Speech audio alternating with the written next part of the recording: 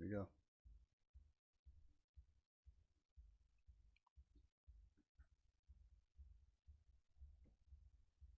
What's up, everybody? Yeah, this is so rad. All right. I love this. What's up, everybody? Where's everybody from? Let me hear. Let me see where you're all from. Hit me with it. Hi, everybody. All right. Awesome. Wow. Indonesia. Amazing. Brazil. Yes. Chile. Yes. Atlanta. Yes. Long Beach. Charlotte. Carson City. What up? California. I love it. Thank you. You guys, I'm so stoked on this. This has been so I've been thinking about this for so long. El Salvador, amazing. Oh my God. Mexico. Oh my God. I'm blushing right now, you guys. This is so cool. Oh man. Look at this. I love you guys. Thank you so much. I am so happy right now. You have no idea. This is the first time I've ever streamed ever in my life. I've never gone live or ever. This is it. And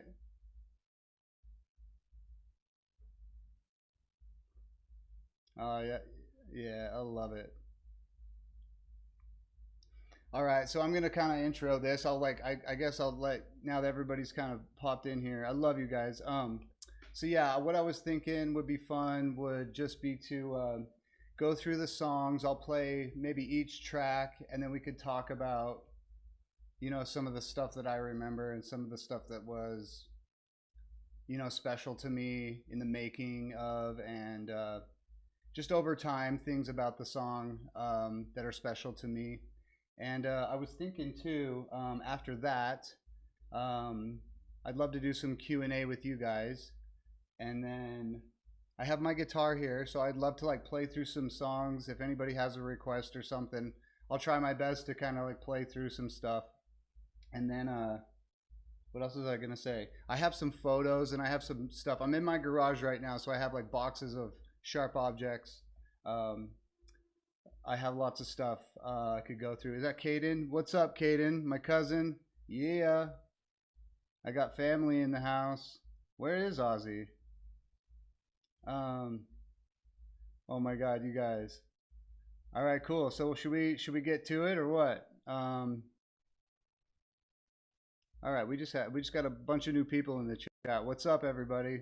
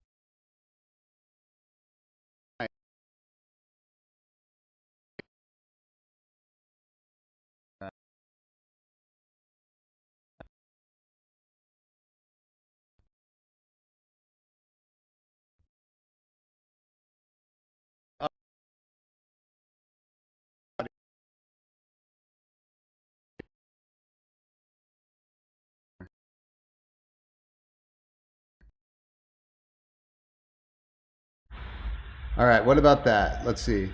Let's see. How's that? Can you guys hear me? Is that better, you guys? Yeah. All right, cool. Amazing. See, I know how to work audio. All right, cool. I was in a band for 20 years, my whole life.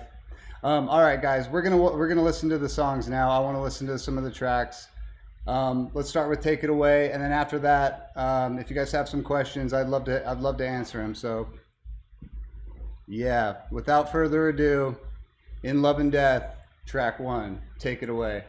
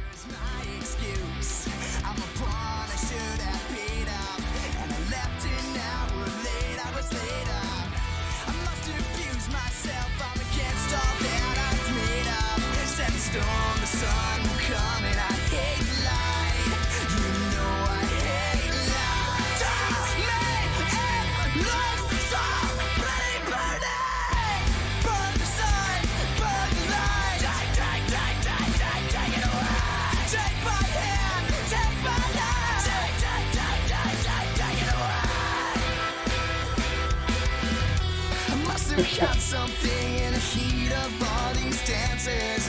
I'm the one with no more chances, and I've lost all doubt in a chemical romance. I guess I've been chained at the thoughts of tarnished rope. Kind of funny, lonely feeling I'm not in love.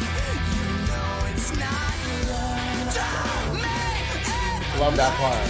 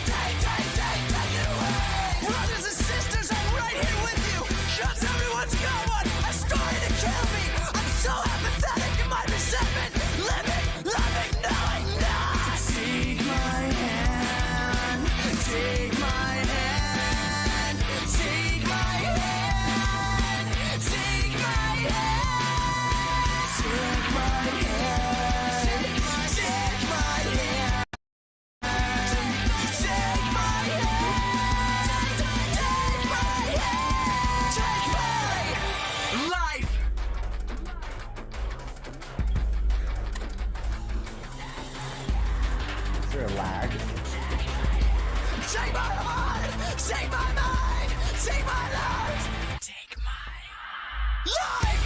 Burn the sun, burn the light. Take it away. Take my hand, take my life. Take it away.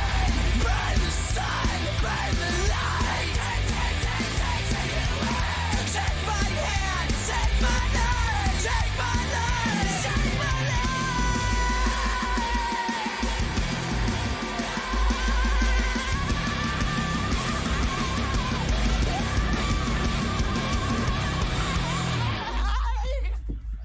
Take my life, take my life. God damn. That song rips. Oh my god. I got a little latency. I'm drinking coffee, by the way, you guys. I drink coffee late. Does anybody else drink coffee at night? I fucking love it. Yeah, okay. That song, I knew that song had to be the first song on the record. When it came time to kind of compile all the songs, it was like, we need a heavy song first, This one has to be screamy. I had started it off with just like on my tape recorder with just like that, the intro, that kind of dissonant shit. And then just came in, I just sat there and came in with those chords, and I put it on a looper, and I remember sitting there just being like, oh my God, this song is like just hitting hard. So yeah, yeah, it's an amazing opener. We opened with it forever. I always wanted to switch that up. Yeah, okay, so the intro on that, you guys, in Utah, there's like a Goodwill for that the church, the Mormon church has, called Deseret Industries, and they always have like, you know, it's like a thrift store, but there was like records in there all the time. I still go there all the time. I get all my clothes from there basically. I scour the records all the time because they have all these religious records with all this weird, creepy stuff on it.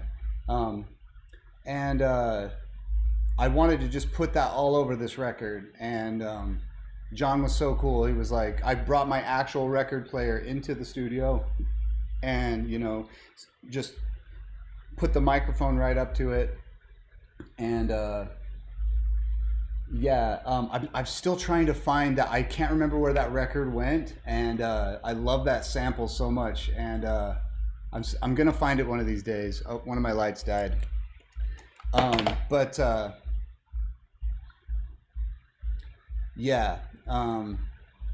It was cool to put that in the record. Trying to think of what else in that song is really cool. We went to, for the bridge, Brandon had a cool idea to go work with Danny Lohner from Nine Inch Nails, who he became friends with, and we were like, let's do like a techno bridge, but let's run the drums through like a distortion pedal and like just do some crazy stuff outside of the computer, and that's how that kind of made that cool sound, that drum and bass sound. It wasn't like stock. We wanted it to be noisy and kind of Nine Inch Nails-ish, so we invented dubstep. Yeah. Hell yeah. Oh, dude. Which used record is my favorite? I think this one's my favorite. It's just fun, right? I know, right? You guys hear that bass coming through? I live next to a, like this, I don't know, this venue actually, and I get all the bass into my house. It's cool. I like it. What do those lyrics mean to me? The lyrics on the song, I think Bert was writing about saying, embracing his darkness and sort of a fuck you to the church.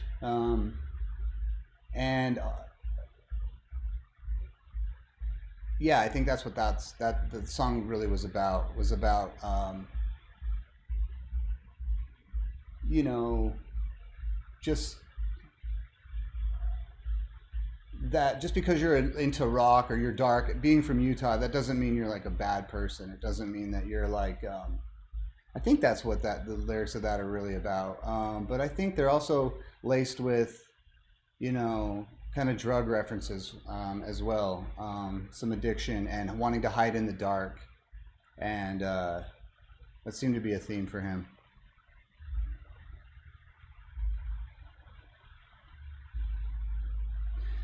Let's see.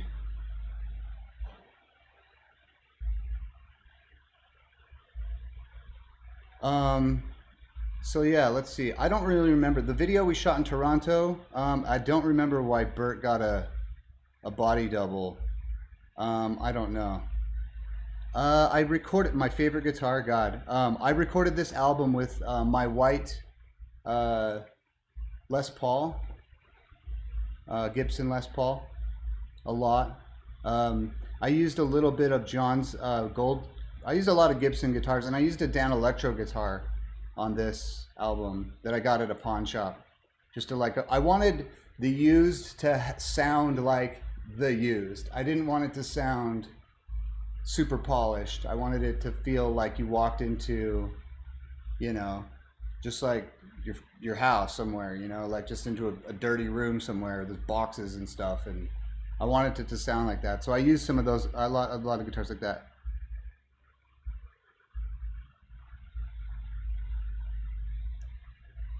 Thank you. Yeah. Yeah, exactly. That's why I wanted to put those records, sample the religious records in there, with just that like AM radio noise and all that kind of stuff, just to make it cool. But so okay, let's jump into the next one. The next one I think is "I Caught Fire," which again was like a guitar line. Like I had written that high guitar line part, I think from just like Van Halen and stuff, like trying to figure out how to tap and do stuff like that. And all the emo bands at the time, like Glassjaw and like God, like all the East Coast bands, they could like tap and do all this weird stuff. So I was trying to be cool, and then I just kind of came up with that. But this is kind of a love song, so let's jump into this one. This is "I Caught Fire."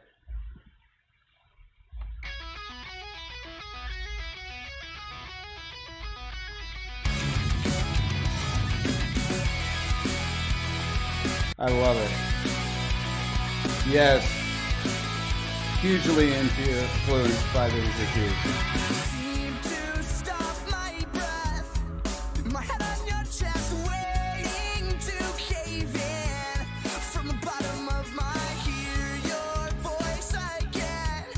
Could we dim the sun and wonder where we've been? Maybe you and me, so kiss me like you did. My heart stopped beating, such a softer sin.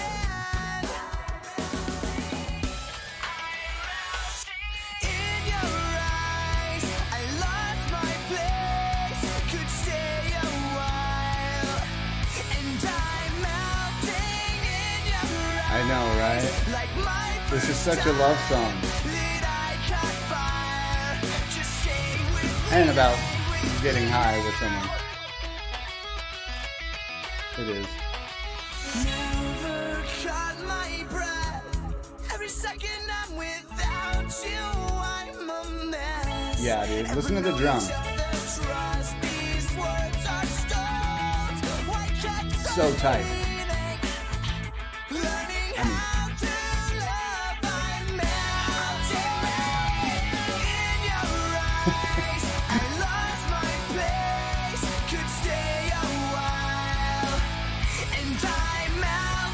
I mean, yeah.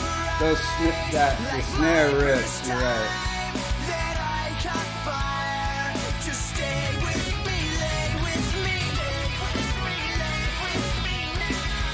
Oh, really? That's cool, Bananas.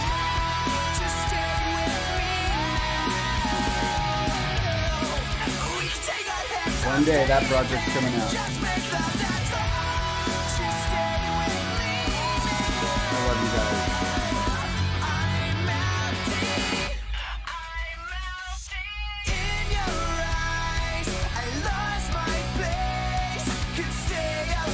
I love this. We all come together.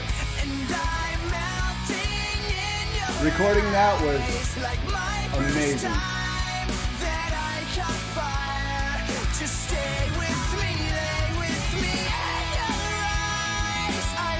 I always wanted to do that live.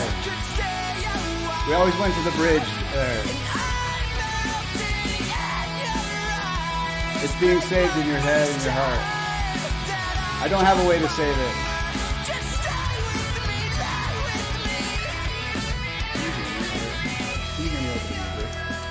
Let's sleep till the sun burns out. I'm melting in your eyes. Let's sleep till the sun burns out. I'm melting in your eyes. It's amazing. I actually haven't heard that in a while. You know what's cool? Hearing it again, I just hear how amazing and dynamic everybody in the band was. If you listen, like, you know, Bert's like really, he's just so confident and then so vulnerable and then so like kind of cute and sweet in the end. And like The drums are tight. The guitar is like super, I don't know, like on fire kind of. I guess, ironically, but that sound on the guitar just sounds so modern and kind of different than what I would probably have gone for, but it works for the song really well. And then if you listen to the bass, it's really cool. If you're listening to that song again, check out Jeff's bass line in the bridge. You know, in the outro, actually in the chorus, it's like he starts noodling off a little bit in the outro. It just makes it so cool. It breaks it away from being so tight.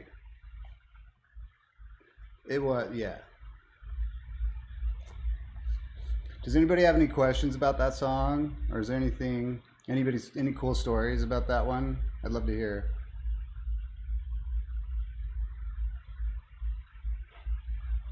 Yeah, I love the bass in that song. Those chords are just so straight up, like, yeah. That's the kind of song where it was so simple. I wanted to make it more complicated and like I would have made the bridge like heavier and menacing and be like, oh, I love you, but now we're not together, but then we get back together. But it's not. It's just like, it's still hopeful and like, yeah.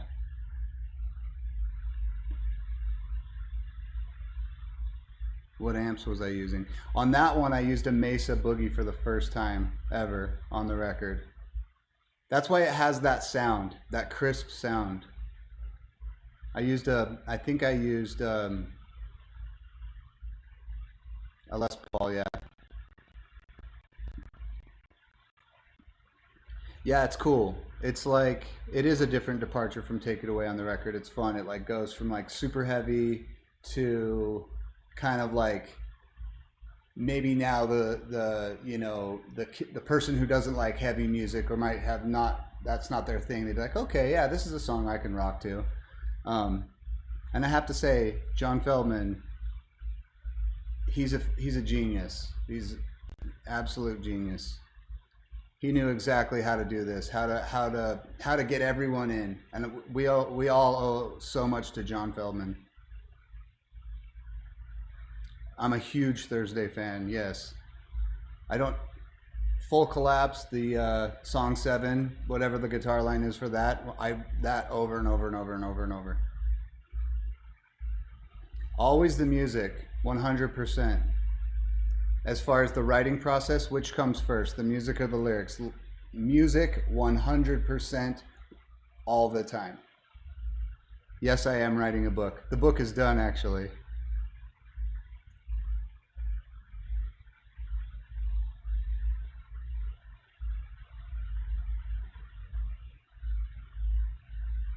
Yeah, Thursday.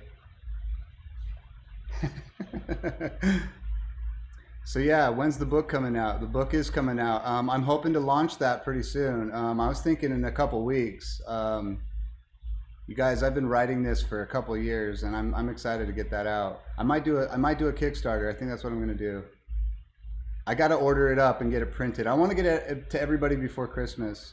I think that would be cool.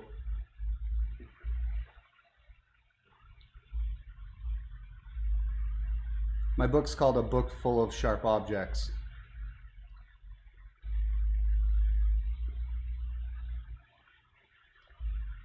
Yeah, I did some lyrics, yes.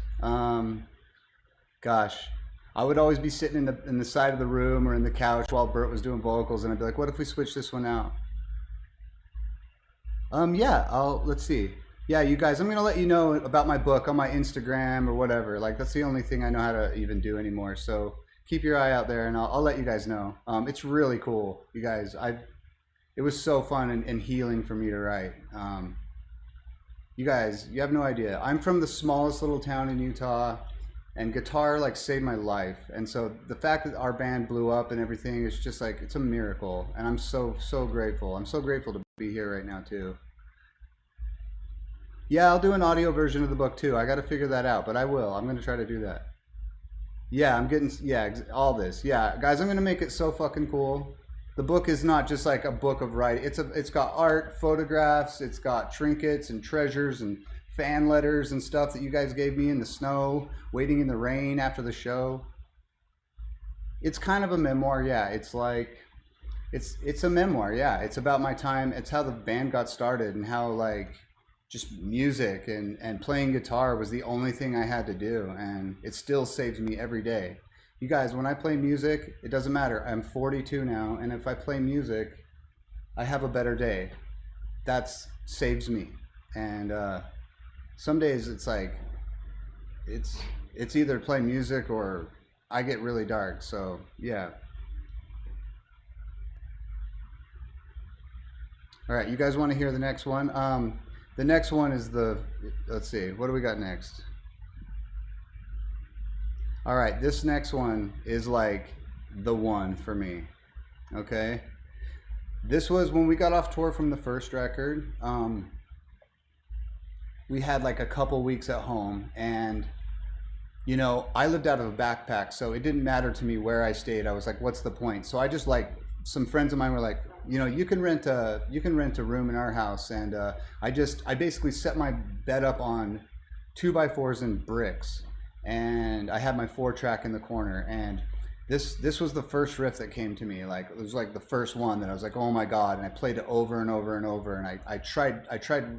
And the thing about this one was that this is the one where I started mixing like records and AM radio noise like into the background and doing like a lo-fi guitar. And then when everything comes in, it comes in big. And when we went to record the album, this is the first one I showed John and everything. And he was like, yeah, that's actually pretty good. And I'm like, I want it to be like this. I want it to be like the guitar is on the radio. And then it's like you wake up and it's on the alarm clock, and then like boom, it comes in really big. And you know, he was really into that stuff. John was always me and him are always on the same page, and he would push me to just, I don't know, just try every idea I had. He was like, yeah, we can do that, and he made it sound better. And God, I love that dude. All right, you guys, let's do it. Let's listen to Let It Bleed now. Here we fucking go.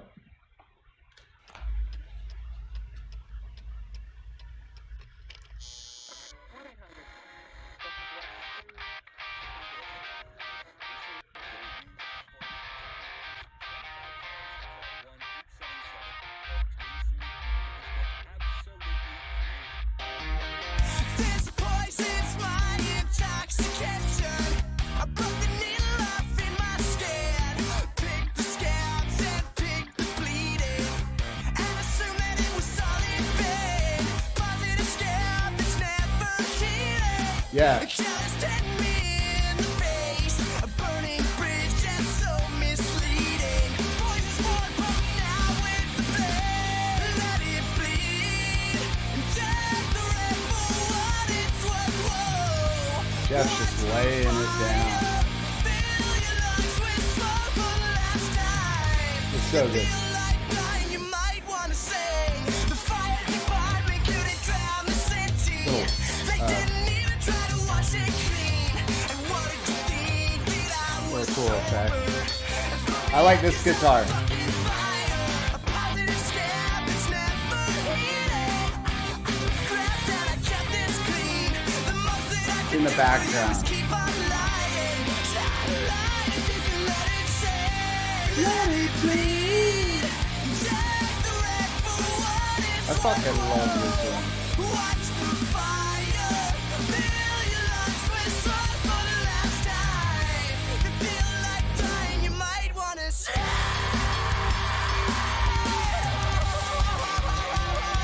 You might wanna sing. You might wanna sing. This part was so heavy live. So simple.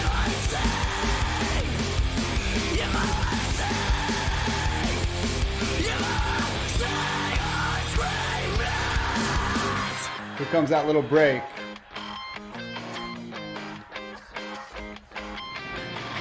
This poison's my intoxication.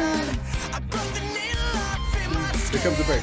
Pick the scabs and pick the bleeding, I love that. Somebody was all in vain. Let it bleed.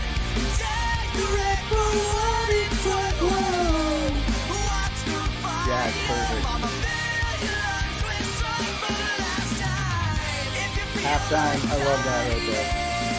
If you feel like dying, if you feel like dying, you might wanna sing. You might wanna I sing. think Jeff came up with that part. You might wanna sing. You might wanna sing on screaming.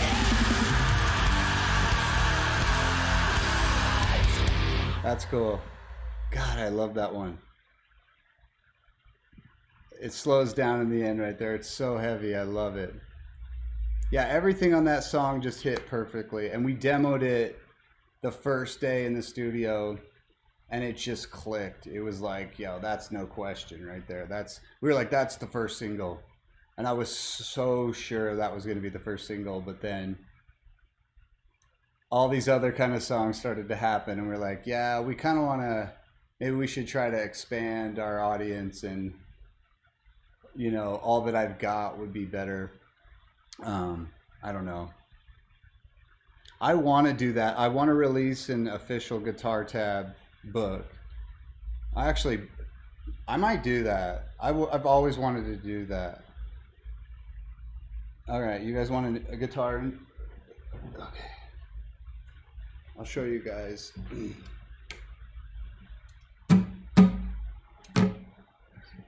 try to play right here. You can see. So check it. This is how I play it. I gotta take these off. Go like this.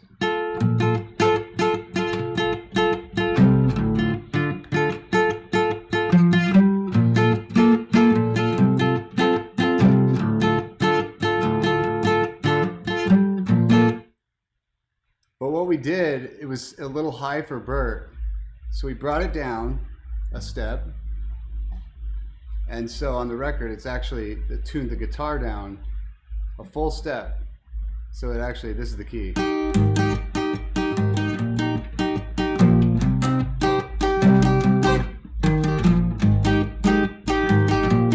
a little rusty, but yeah.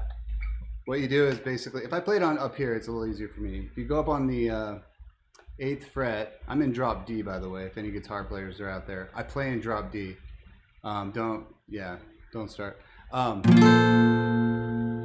It's this chord, and I just bring that up, and then I go open. And then right under it is this F and this G to pick it up.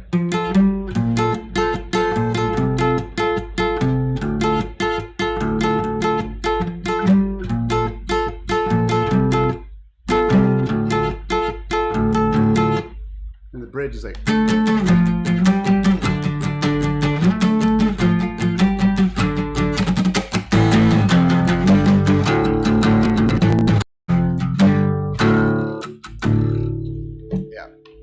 Really simple song, actually, which I love. I love when, I know it's a good song when it's just like so simple. I can play it right when I pick up the guitar. I don't know. I love writing simple, stupid riffs.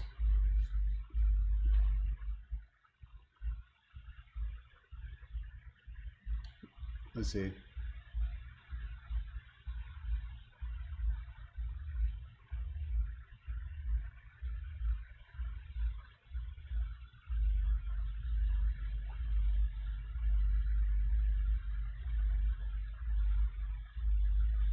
Morgan, no.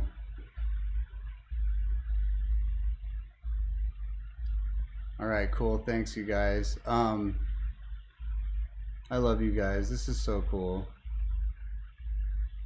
Everybody having a good Saturday night. What are you guys doing, by the way? Like, what else is going on? You just chilling? What else would you do today? You guys getting ready for Halloween?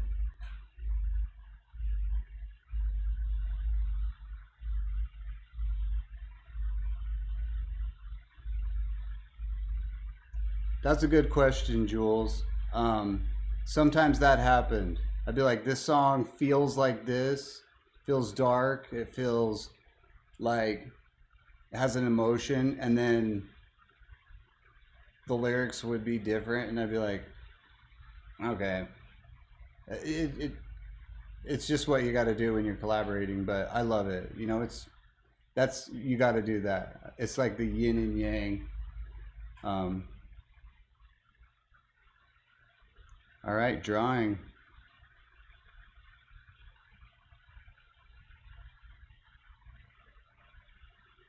Oh.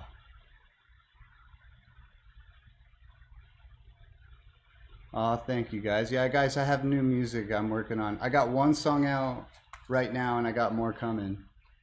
I'm gonna put out an EP, and okay. I'm just gonna say it. I'm putting out an EP in a couple weeks. So I digress.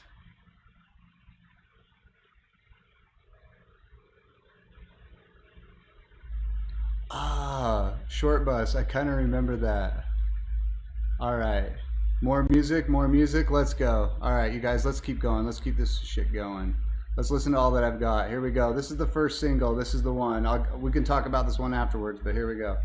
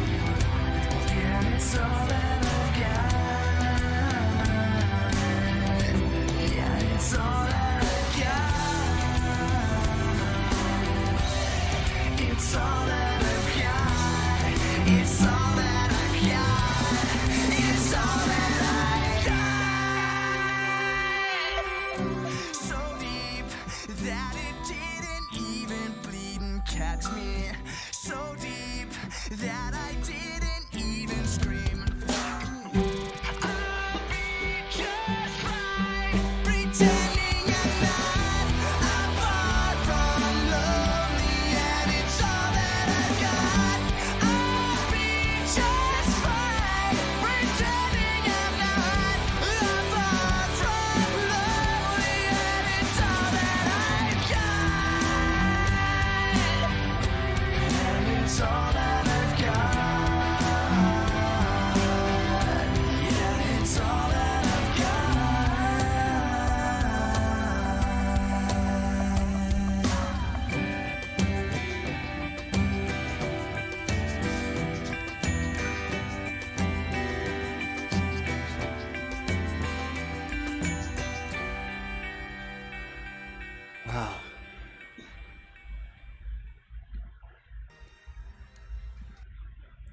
I haven't listened to I haven't listened to that in years. Honestly, I haven't listened to that in a while.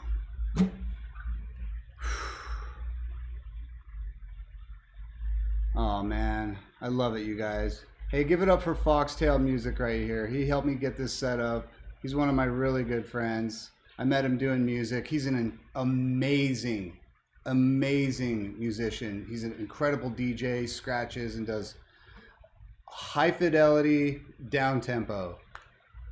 He does it all, actually. All right, you guys.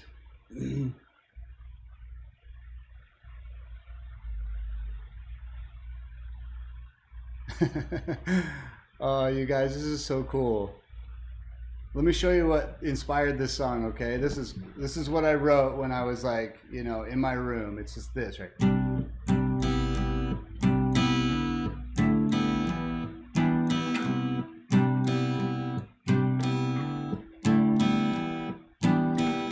So deep that it didn't even bleed and catch me off guard, red-handed, now I'm far from lonely. So you like that, you know? So it's cool how a song can go from one thing to a whole big other thing. And I think the chorus was even the same. It was like, I'll be just fine, pretending I'm not.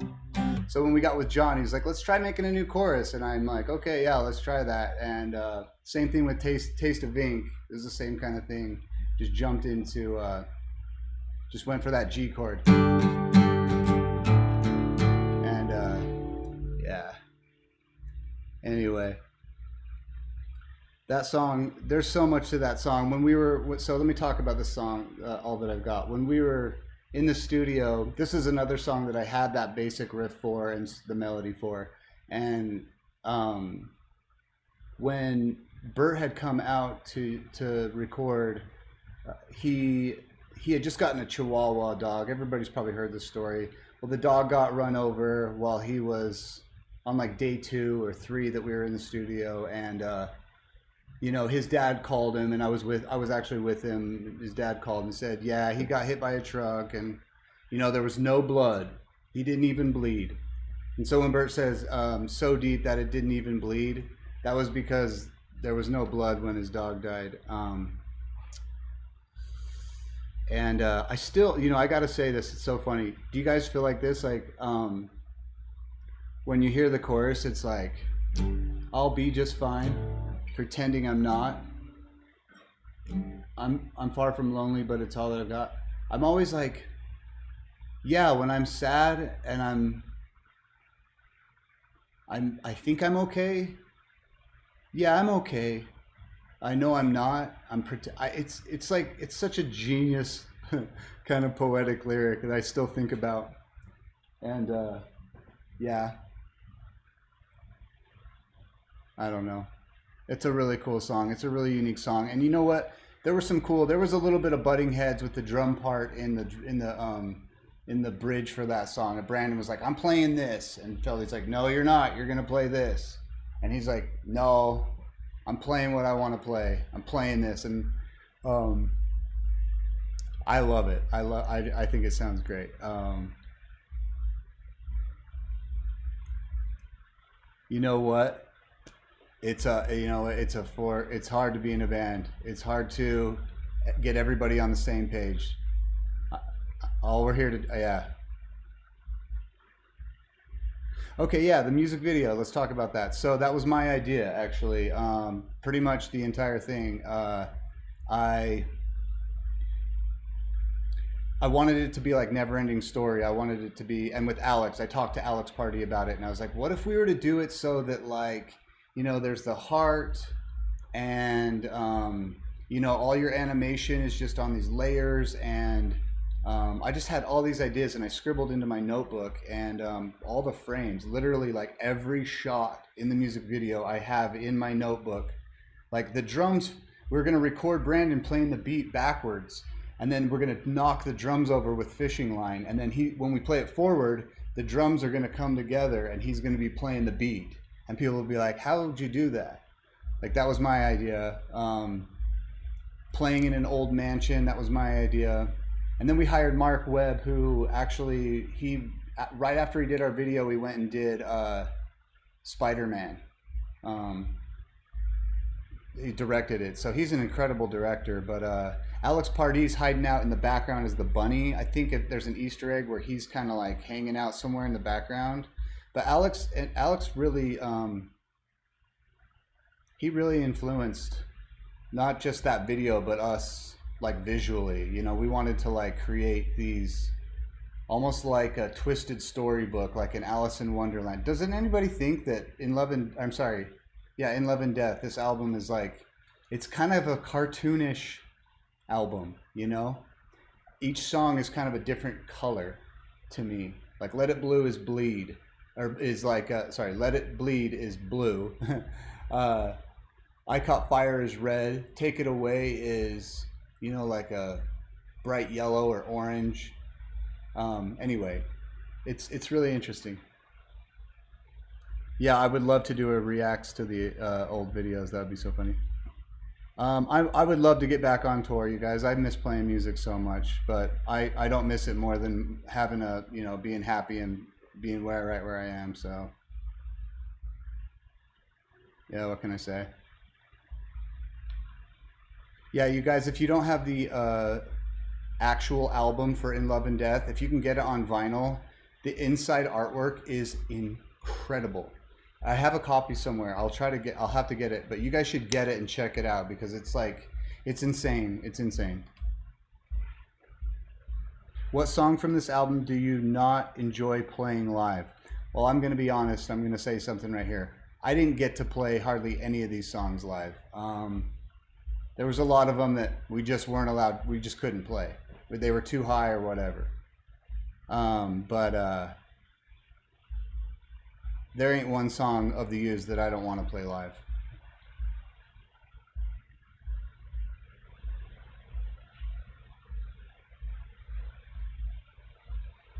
Too high? Yeah. Yeah, you could say that.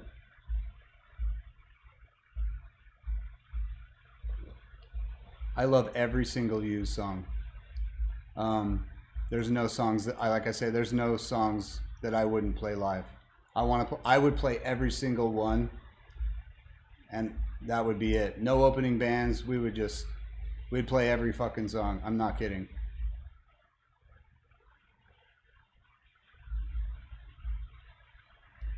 What does he mean too high?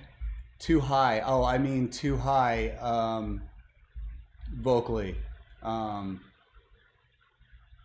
You know, too hard to hit the notes. You know, you have to take care of your voice to be able to sing. My favorite song is probably Let It Bleed. There's some over time, I don't know, there's some over time that I like more. Gosh, they all kind of hit me at different times, different ways. You guys know how it is. You know what? It's not easy. Hey, it's not easy to be in a band playing shows all the time and trying to maintain your composure. So I'm not here to judge anybody. But I love all these songs, and I wish I could have played them all. Let's just say that. All right, let's move on. The next song we're going to listen to is Listening.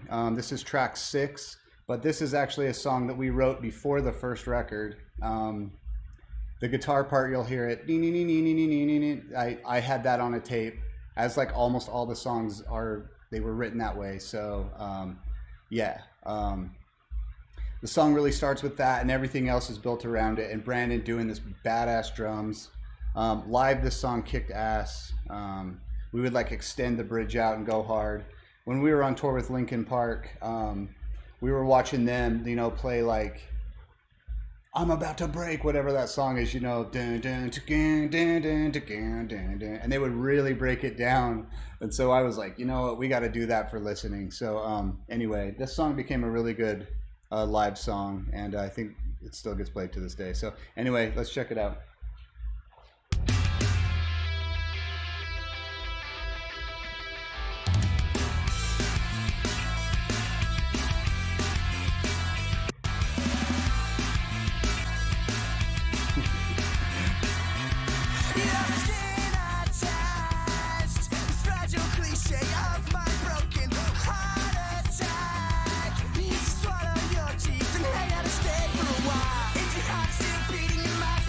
We'll go back to Cut Up Angels.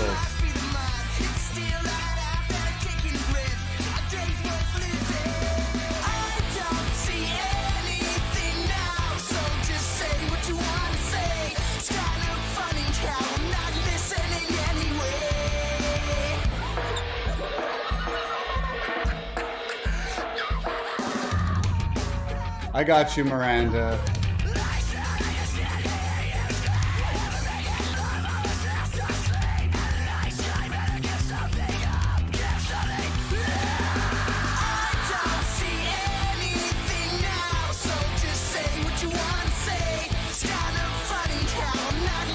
Yeah, this song had to make the record.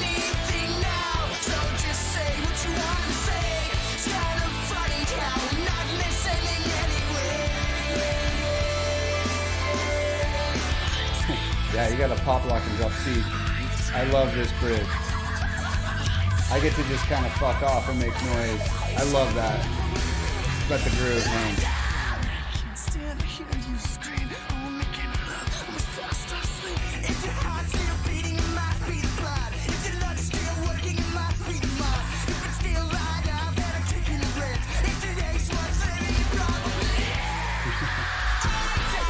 Fake out.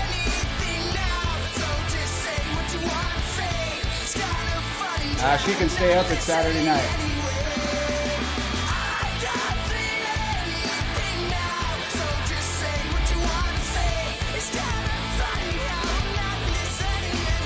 Send me that picture on Instagram, Nick. So this is the part. We would extend this. See, that's Linkin Park-ish. Yeah.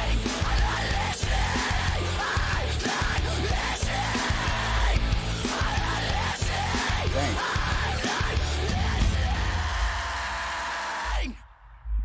Yeah, dude.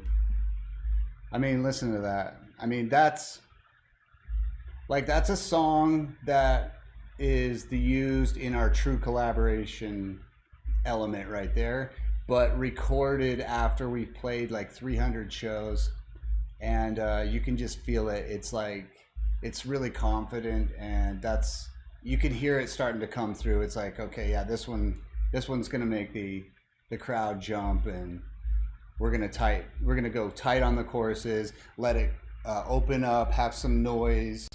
I'm always just like, oh, it's the verse, like, just hold one note, let the bass and the drums do their thing, let the vocals have room, and we figured it out. You can kind of tell.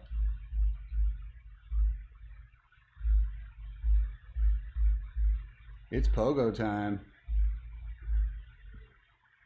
All right, cool, guys. Let's just go. I skipped Cut Up Angels. We can't miss this. We can't. There's something about this song that just like gets into my soul. I love this song. I get this weird lag. Yeah, this song has like, it's interesting. It's like the verses are in one key and then the choruses are in another key. I don't think we've ever done a song. I've never even done a song besides this in my life where that happens. So yeah, we're gonna play Cut Up Angels right now. This song's really, really awesome. When I first had the idea, it had a different chorus, and John was like, "No, we gotta change that chorus," and that's why all of a sudden it switches up to this other thing. I don't know how that happened, but yeah, John with his genius ideas, you know. That's John pushing us to try some new stuff. So here it is. Here's Cut Up Angels. This is a track 5.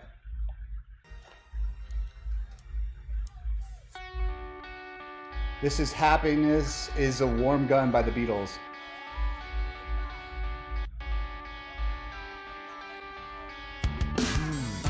If we cut out the bad, well then we'd have nothing left. Like I cut up your mouth the night I stuffed it all in. Yeah, in reverse. Sorry. Yeah.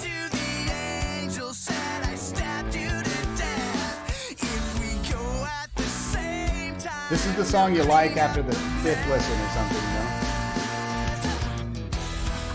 preaching.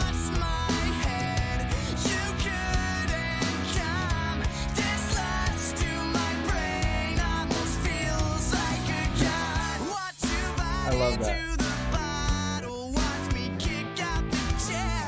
That guitar line's hard to play. I've dropped B on the low string. It's the weirdest thing.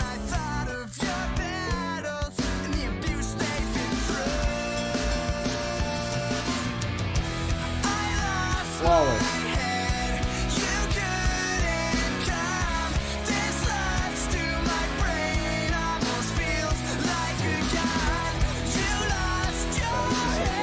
Guys, this is so fun. I love this. Yeah, Jules. This song is green.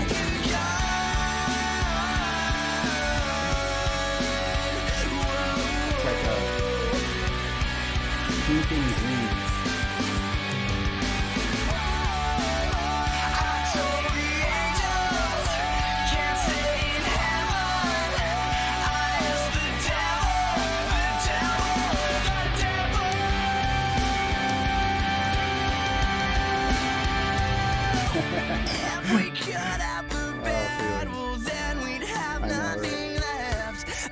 I cut up your angels, yeah, you stabbed me to death.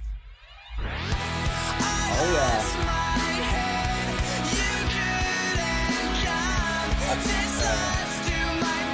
I like the second part coming up right here.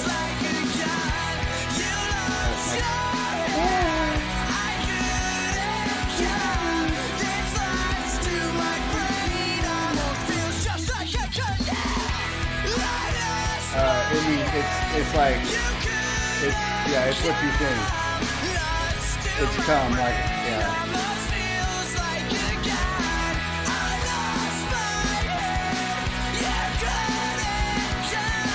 Oh, that's cool. Thanks for reminding me of that. Good, right?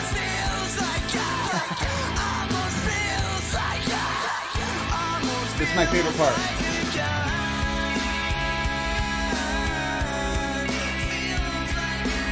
I get chills.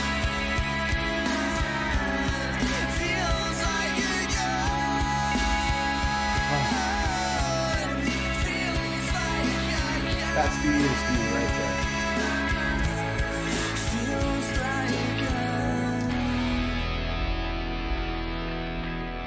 Or my guitar loops. Just a noise loop there. John let me get weird at the end of songs. I would say, hey, if they're listening this far, let's just do something weird here.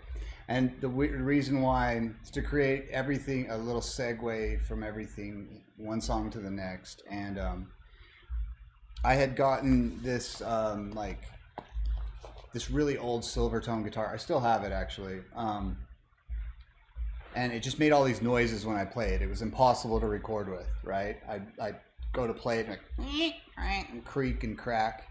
And I'm sitting there trying to record with it. And I loved it. I loved how it sounded. Like I wanted it to sound used, you know? And just old and dirty and dusty. And John was recording and you can hear me go, God, it's creaks, all these creaks and cracks from the guitar, you know, or whatever. And he would be recording me secretly, and the next day I'd hear the song or something like that, you know, and he would put all that little stuff in there. So if you listen to the beginning of this next song, which is the, you know, it's kind of like, it's after Cupped Up Angels and after Listening, but you can kind of hear the same kind of thing. It starts with all these cool noises. So let's listen to Yesterday's Feelings. I love this song. This was probably my favorite for a while. This one still gives me the feels. So here we go.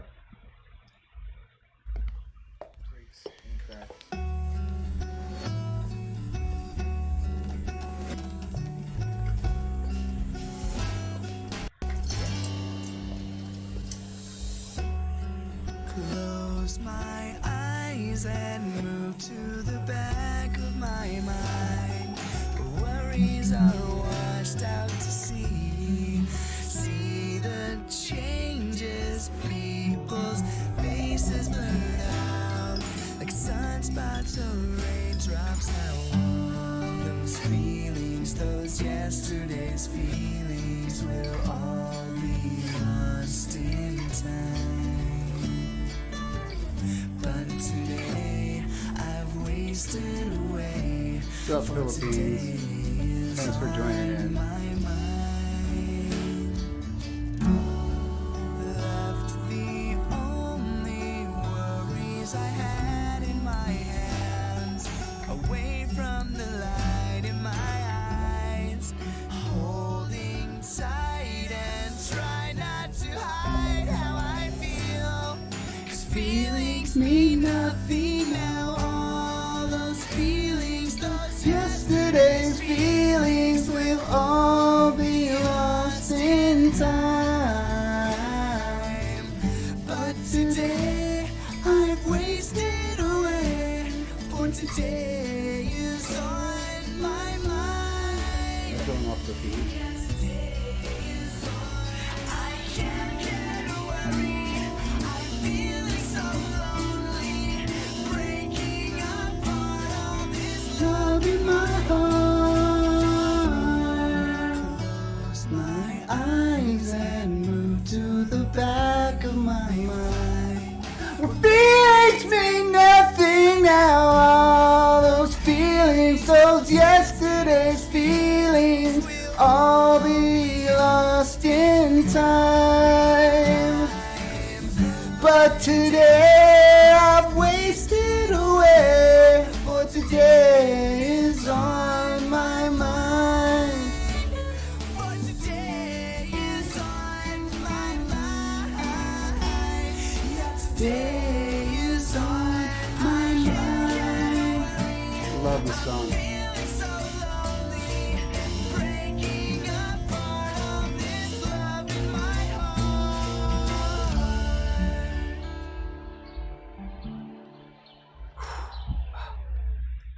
That song. Woo. That song is awesome. That one, that's a nice middle ground for the record right there. I love to sing that song. That one's really good. Bert did an amazing job on that song. John did, everybody on that one. We built a lot of the percussion on that one with just single sounds. Like we did a single snare and reversed it.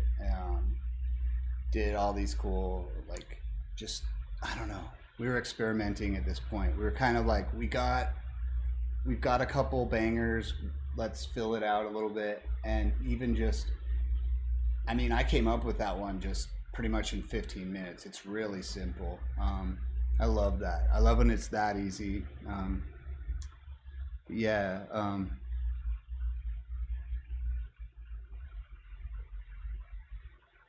What's the meaning for the lyrics on this one?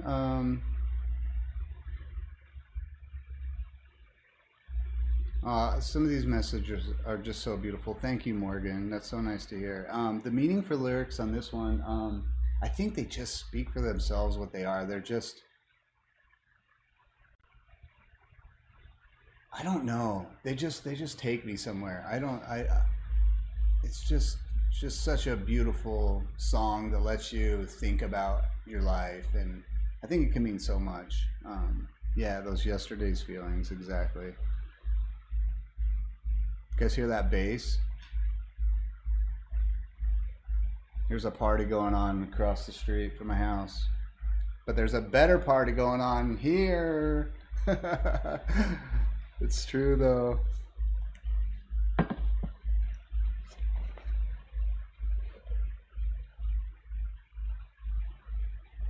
Yeah, this is so healing for me. Thank you so much, Candy.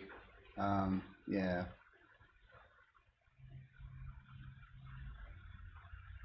Yeah, it's those feelings from not today, but yesterday.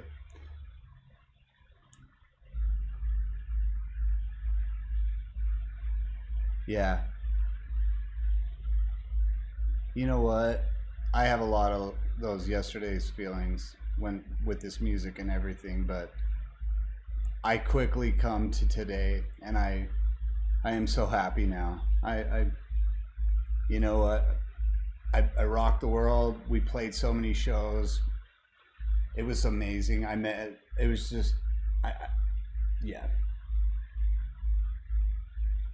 I'm happy right where I am. I'm so happy.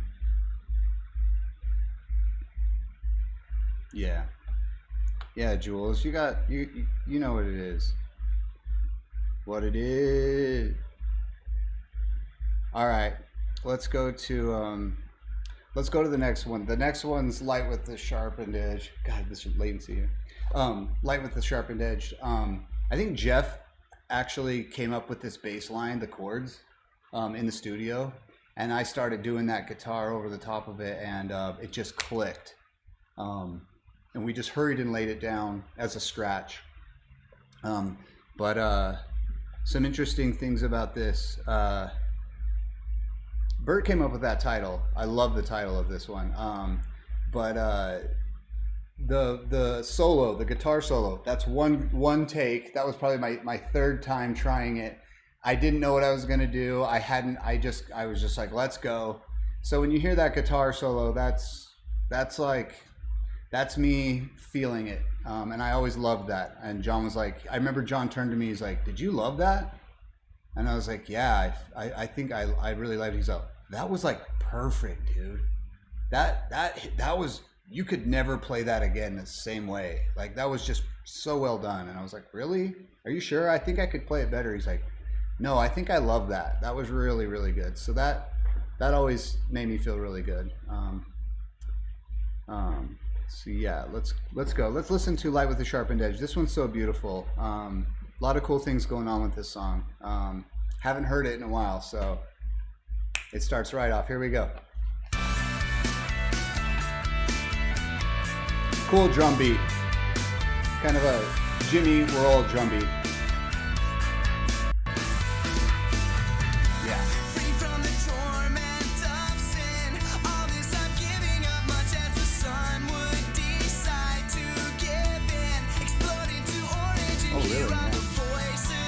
This is gorgeous.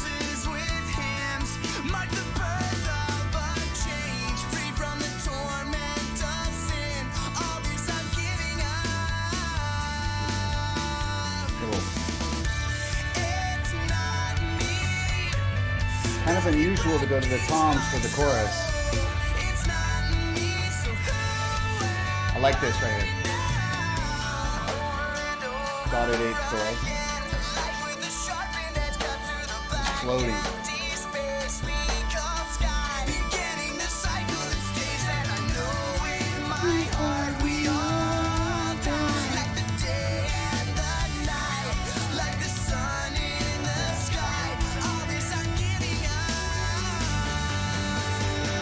Here it comes.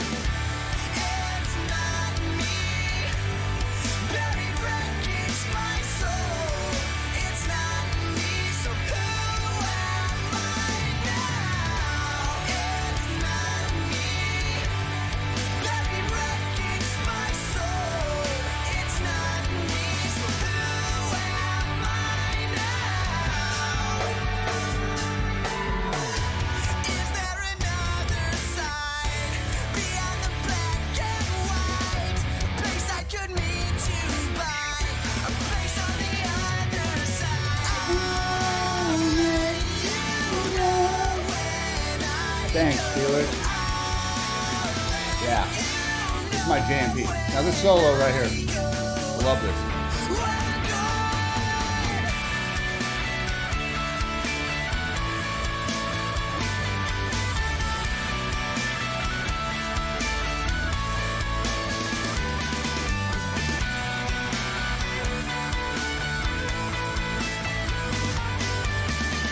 Do it.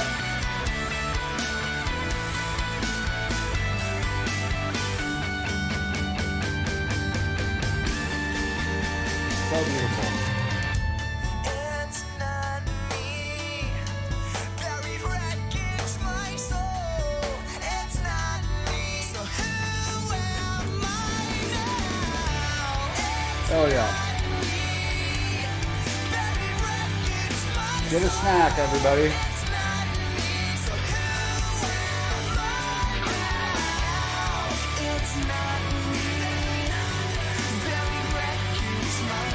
Cool double vocals. That's okay.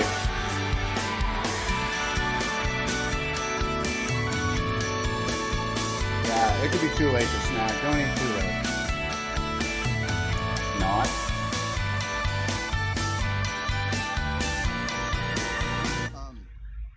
Let's just go back to the beginning.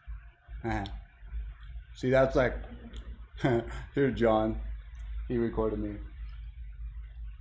You guys.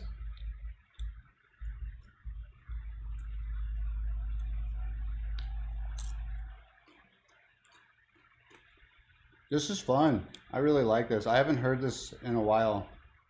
Here and there, but here comes the heavy for sure. We worked on this song in the studio, like me and Brandon, for a couple days. We had this crazy bridge. You know, we wanted to break all these rules. We wanted to just do stuff that John was, we knew John would let us maybe, you know, try a little bit of something weird here, and you'll be like, yeah, let's make the bridge all screwed up and weird, and I don't know. I just remember that. This one's kind of like Pieces Mended on the first record. Wanted it to have that dissonant high note in the background, like, and then dun, dun, dun, dun, dun, dun. So yeah. We'll see. We're trying to work it out. We'll figure it out. Life's crazy. We have so much going on.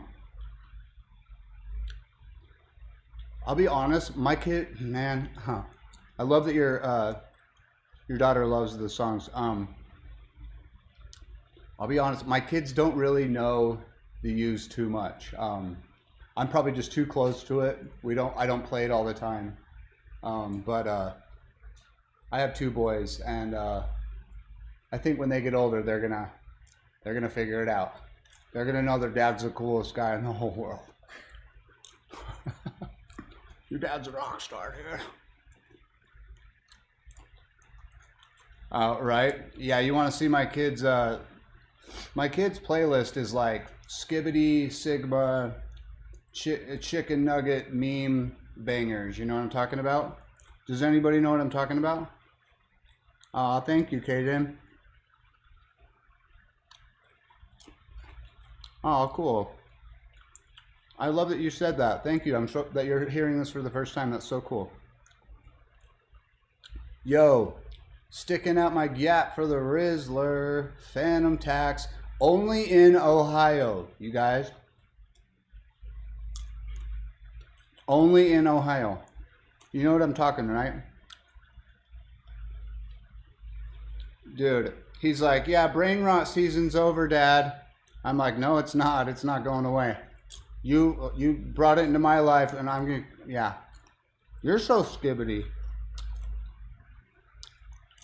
Why is it when you start doing the brain rot, everyone's like, I can't even, oh. Back in our day, it was like Pauly Shore. Go watch Pauly Shore from the 90s, dude. He's like, yo, dude, we got an otter pop in the green room going Sizzler on the ding dongs. Skibbity doozer.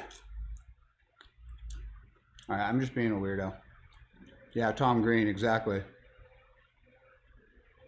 Want to know something funny? We shot a music video for, we shot the music video for Hands and Faces, which is a later used song, in Tom Green's pool at his house while he was on vacation.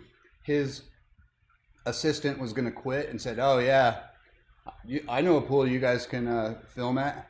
So we filmed it at his house while he was on, and he never knew about it. I saw him in Vegas one time years later, and I was like, yo, dude, we filmed a music video in your pool. And he's all, what? Well, yeah, we snuck into your house and shot a scene in your pool. He's like, shut the hell up. But he's a funny dude. He's kind of weird. What's my favorite music Midwest venue to play out? God, I don't know. Maybe the Pageant in St. Louis. I have some good friends in St. Louis.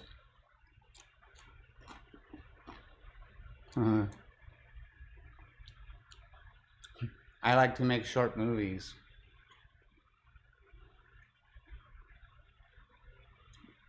Yeah, I do like Fall Out Boy. Me and Post Malone both really like Fall Out Boy. Post Malone lives like a couple, I don't know, probably a mile away from me. Did you know that?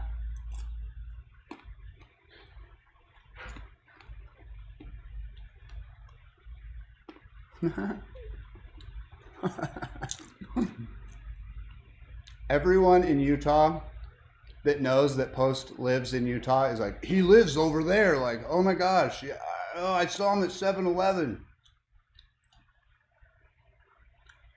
I saw him at Walmart. All right.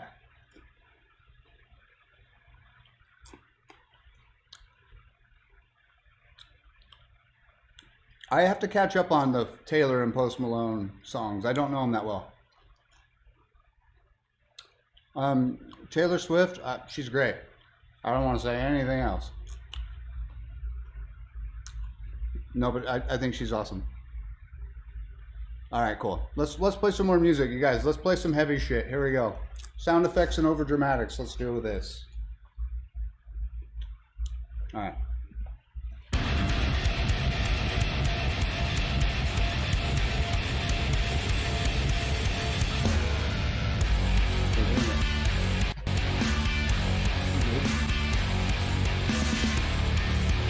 Yep. Open it up. Nice, Jules.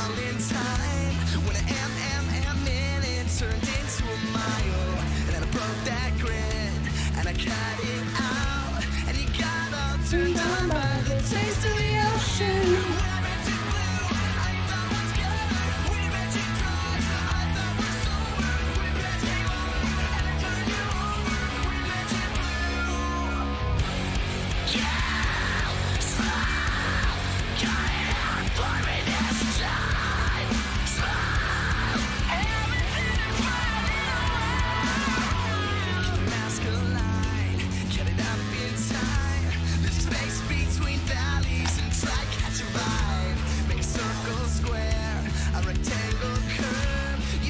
Smiling now.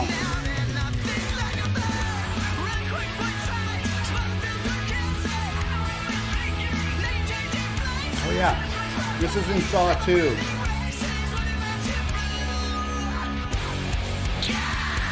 My wife loves Saw.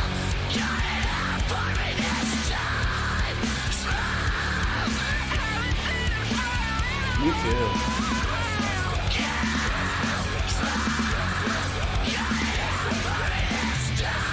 That's Sean from Coalesce. Cool dude.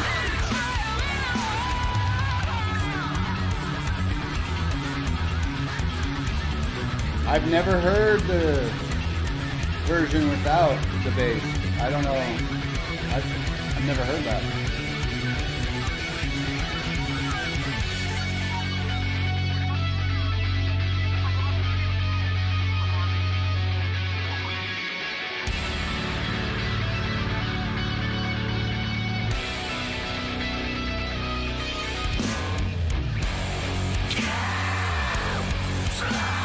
He slowed it down as I did.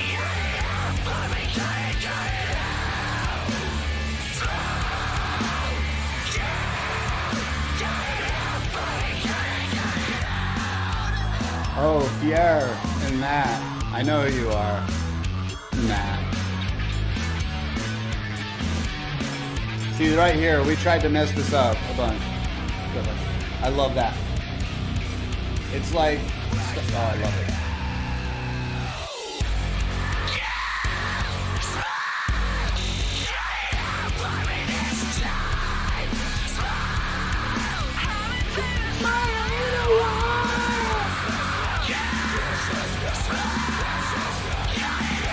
You had no business writing something that's nasty.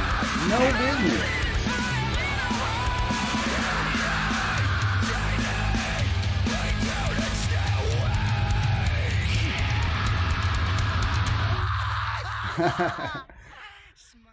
Awesome. Sick song. That reminds me of Choke Me on the first record. I don't know if you guys remember that. What does the make a circle square use smile as a noun?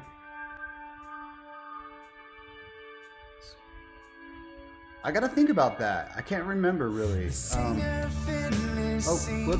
whoops. Not yet. I'm not ready for that one.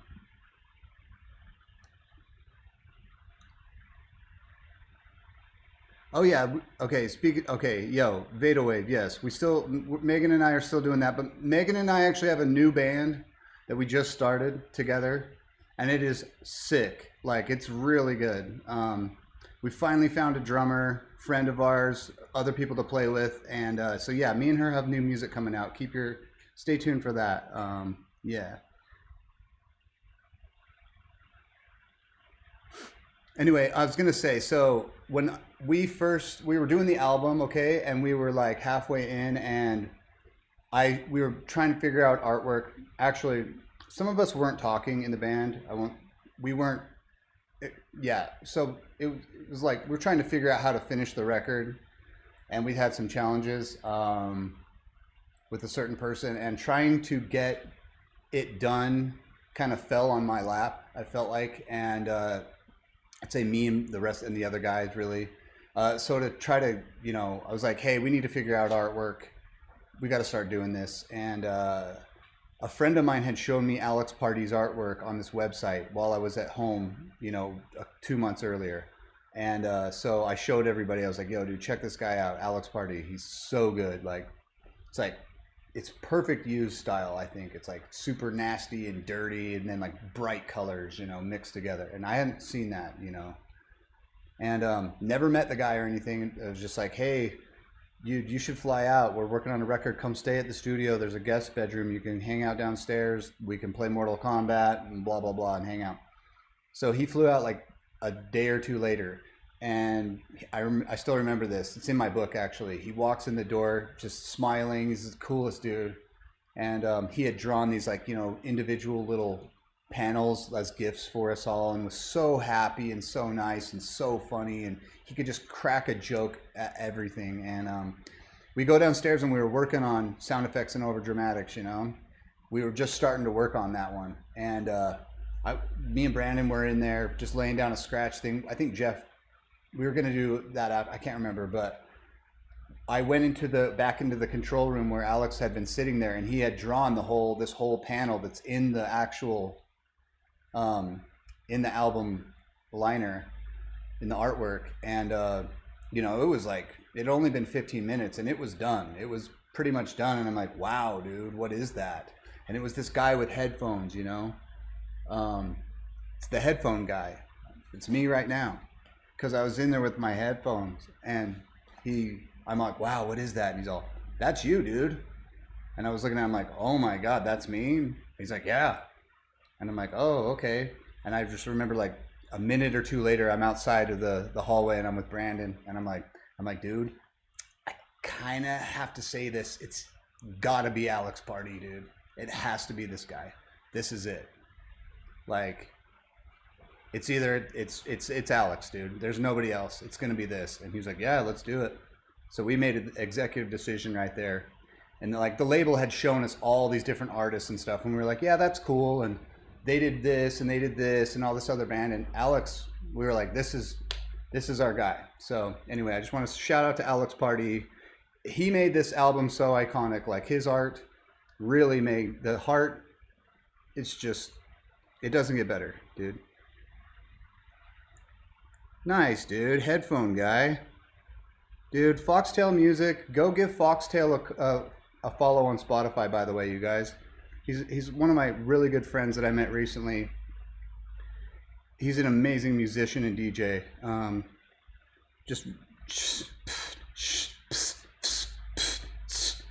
He'll probably cut that up. Watch. Song meaning for Jules, are you saying for sound effects? Because I really don't know. That's one that just that one speaks to Bert's kind of splatter poetry. It's just kind of a couple themes all at once. I think there's some sexual stuff in there. Yeah, some stuff like that. I don't really know. I think he was kind of trying to mix some stuff with relationships that were going on in part of his maybe struggle with drugs and addiction and all kinds of and stuff like that. So I think that's what this song is about. I'm not really sure, but yeah. We got to go to the next song. I think we got to hit Hard to Say. And I just want to say this song is about Kate. Kate was Bert's girlfriend who died of a drug overdose. She was a really dear friend of mine and our family's. Very, very dear friend to our family. I met her the day I met Bert, basically. Bert and her moved into my bedroom. They were recovering addicts and eventually kind of took over my room, and I left. I couldn't support them and enable them, and I just couldn't deal with it, and it kind of affected my family. And so I moved out, but they kind of stayed in our family's life for a while, and Kate did. But when she died, it was really sad, and it's something that it still hurts when I think about it. She was just an amazing person. She was very, very sweet. I think my words would just fail to describe just what a bright spirit she had, and it definitely had a big effect on Bert and me and everybody. So fitting to the title, it's hard to say when you lose somebody unexpectedly. So yeah, let's listen to this one.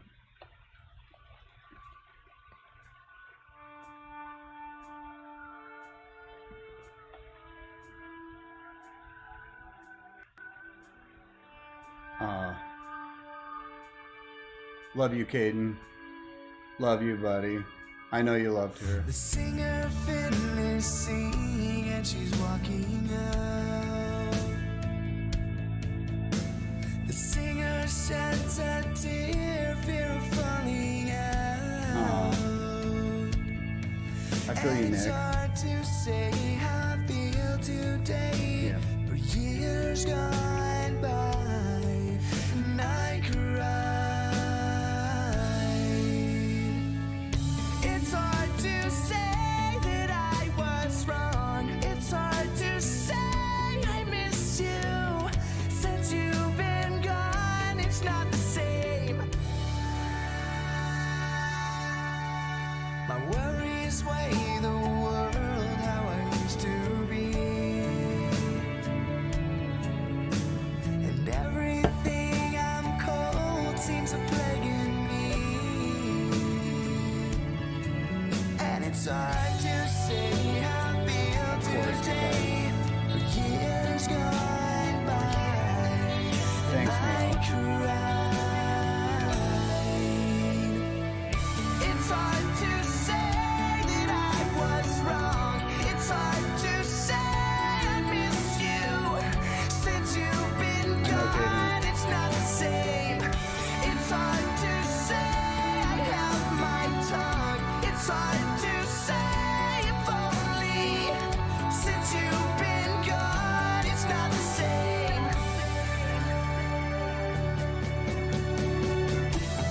Worse than a fear, it's the lie you told 1,000 times before.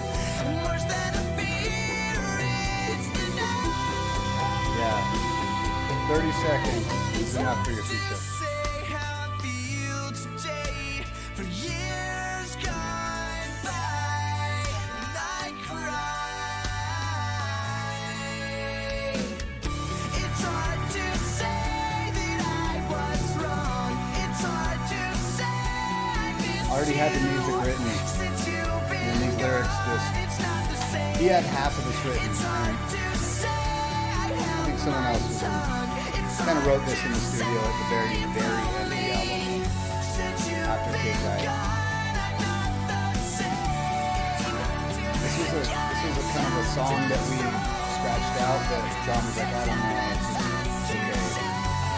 okay.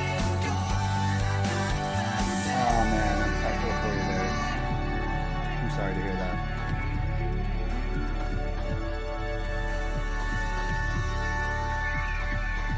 Hear all that? This is how the song was at first.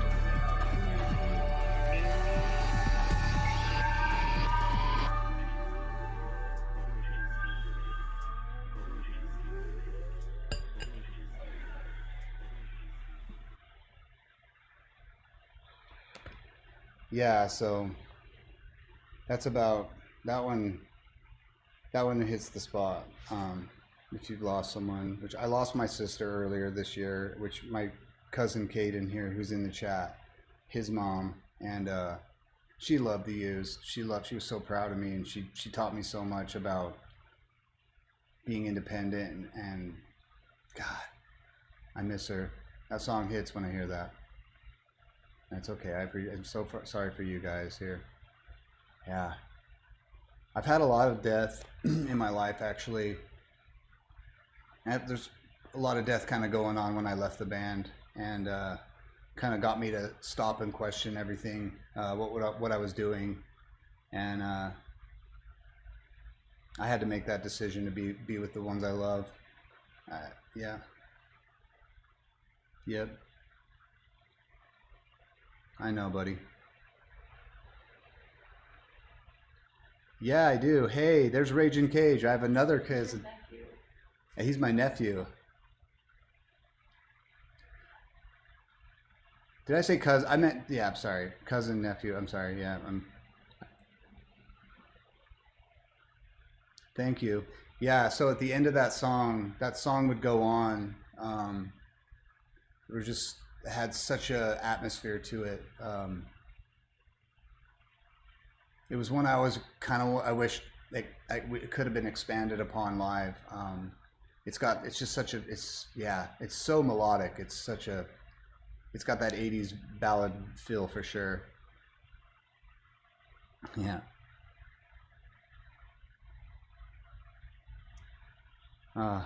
Anyway. Let's, what do we got next? It's starting to get late, right? Oh, here we go. We got a fun one now. This one I love, okay? This Lunacy Fringe is one of my other favorites on this record. If this had a color, it would be like an aqua blue to me. My synesthesia is showing. So yeah. This one Jeff did with an upright bass that Kelly from Goldfinger lended him. He lived up in the Hollywood Hills, and it was like the first time I actually drove up there and picked it up. And he's like, "Don't mess this thing up, dude. This thing's worth a lot of money." And I put it in my rental car and drove down through the Hollywood Hills for like the first time, and got it in the studio, and we started playing with it, and it just sounded so good. But yeah, the guitar. This is like my Dan Electro guitar, this little pawn shop guitar that I got. You can hear it. It just has a cool sound to it, and wanted there to be a kind of like bouncy song, and so I don't know. That's this one. Here we go. This is Lunacy Fringe. You can hear that bass.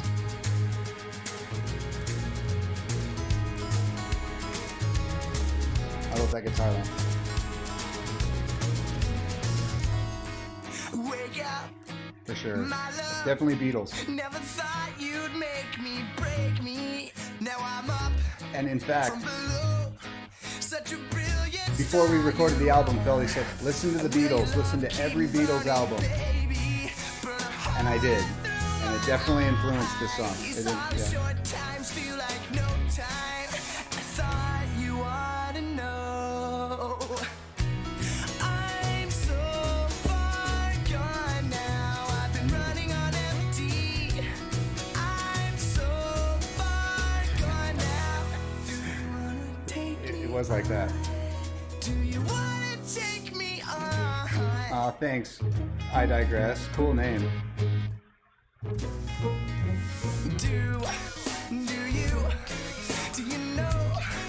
you know how long I've waited to look up from below just to find someone like you? And will your love light burn me, baby? Burn a hole right through my heart. I think I might just So right here, I made this up. A little extended. I'm like, let's extend that.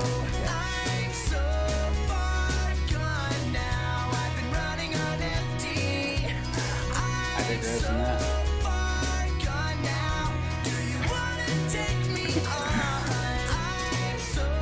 I think Bert's playing the piano on this one. Yeah. Yep.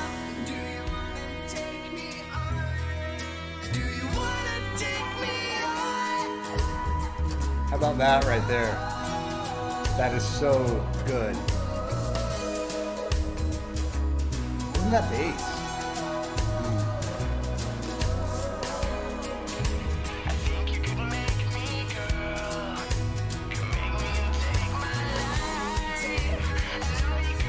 Yep.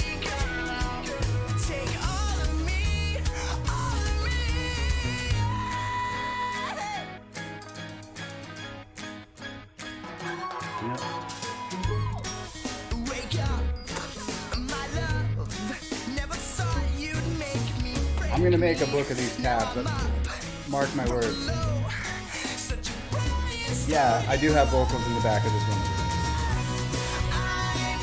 I have vocals on every song almost. I'd say probably 75%.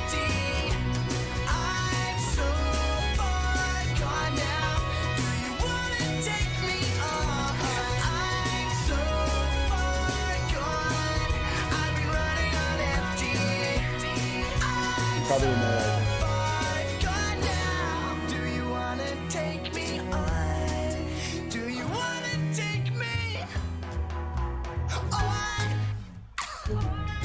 This song is amazing.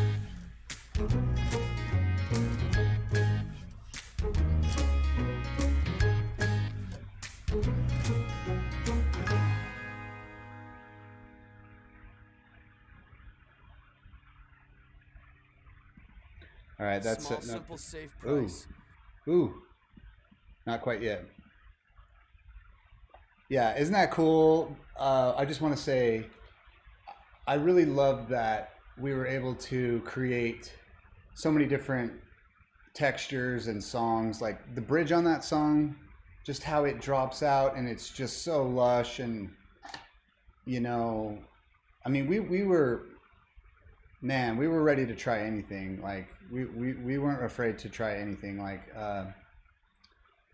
to go from like sound effects and over dramatics to a song like that, I think I started to feel like, man, is our identity like getting lost here? Like, are we doing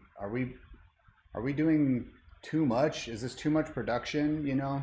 And I have to say, at the same time, we were staying in this apartment complex, and so was My Chemical Romance. They were recording 3 Cheers for Sweet Revenge, you know? So Gerard would come over to the apartment quite a bit.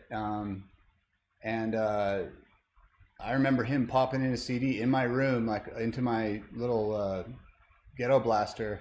I'm sitting on the bed and we were just listening. I was listening to the songs that he was doing, and he played me like, you know, I heard like, you know, Helena, I'm Not Okay, Ghost of You. And I was like hearing that, and I'm like, they all sounded so similar and had like, they were, you know, consistent. And I was like, ooh, this is like really pure and really good. And I'm like, well, and I play him and I pop it in. I'm like, here's all that I've got. And like, here's sound effects and over dramatics. And here's this one. And I was like, does he think maybe we're like too pop or like, you know, or whatever, you know? And I just always kind of felt like it was good to have that experience because I wanted to match up with my peers and like what other people were kind of, you know, just influenced, things I was influenced by. But at the same time, I was like, not too much, you know. I was just like, yeah, we're down to do anything, you know. We'll try it. We're the used, you know. So, but it was just cool. Yeah, dude. Yeah, he came over like, hey, girl. I know. I have some photos. Hopefully I can find them, you guys. But yeah, I mean, we used to hang out all the time. My Cam and the used. I mean, we were really close. Yep.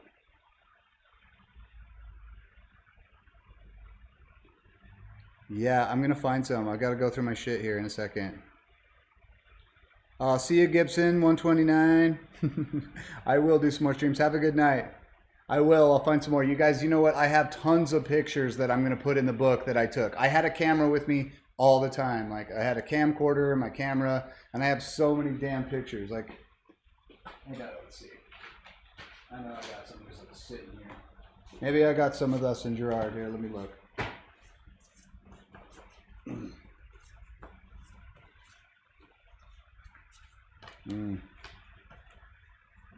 I don't know.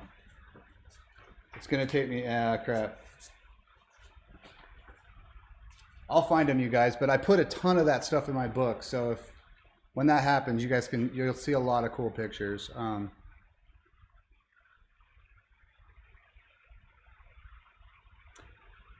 Yeah, you know what? I'll probably post some on my Instagram. I need to do that. That would be fun. I'll do that.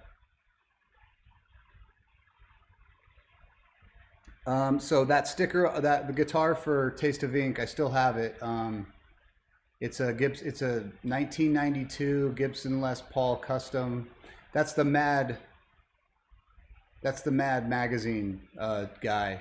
I put that sticker on there. I loved Mad magazine growing up and like Mad TV. So yeah, I thought I was gonna be on SNL, you guys. That's what I wanted to do. I was like, before I was in a band, I was like, I'm either gonna go play baseball or I'm gonna be on SNL. Like, seriously, that's what I thought. Books drop in like mid-October, so keep your ears peeled, eyes peeled. All right, guys, let's listen to I'm a Fake. I'm going to tell you guys something. If you've never heard of Alan Watts, he's a philosopher. He has this amazing book called The Book about Eastern philosophy and importing those ideas into like Western mindsets. And when I was making this record, I started taking mushrooms and smoking weed, and I was reading crazy philosophy, and I was reading his book, and he had this chapter 8 called How to Be a Genuine Fake. And for some reason, me and Bert were starting to butt heads quite a bit. He was partying quite a bit, and he was, I would just say he wasn't the most respectful person, and he could be one person to one person, one way to another person. And I said, hey dude, you might want to read this chapter called How to Be a Genuine Fake. And I remember he took it and he started reading it. He read maybe one page or something. He threw it on the couch or something like that. Like, yeah, whatever. And then, like, you know, a couple days later, he's like, got this song called I'm a Fake. And I'm like, okay. Yeah. Anyway, let's listen to I'm a Fake. It's amazing. It's crazy cool poetry. No one was really doing that at the time that I knew. It was cool to, you know, I thought this whole poem thing in the beginning was just amazing.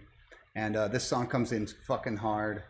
And if you ever remember that band Cave In, they had this really special effect that they used on the guitar. And I went to their show and I looked at the pedal board and I was like, what's that effect you do for that one thing? He's like, oh, it's mode 7 on this one Boss pedal right here. It's a PS3 Boss pedal for all the guitar players out there. It does this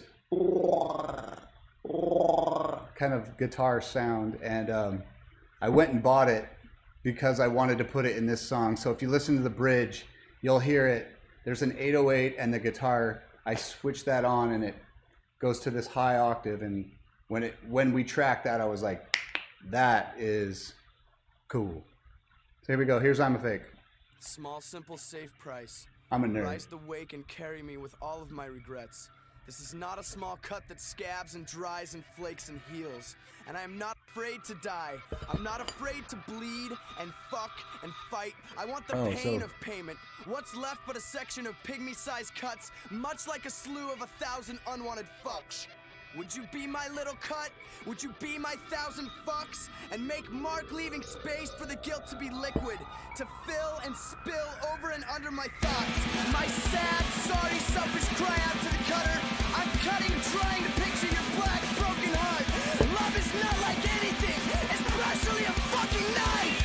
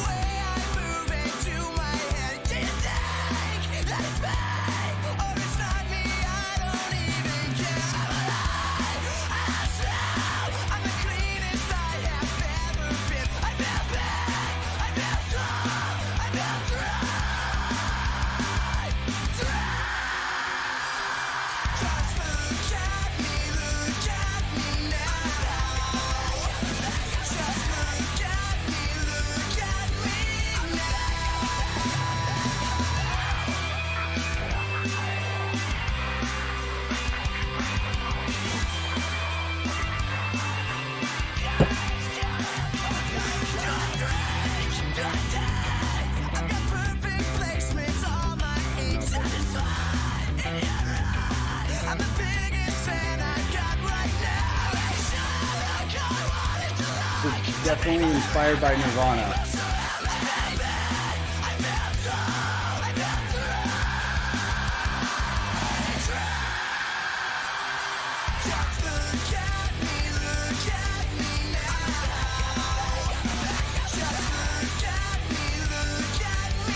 I might do that.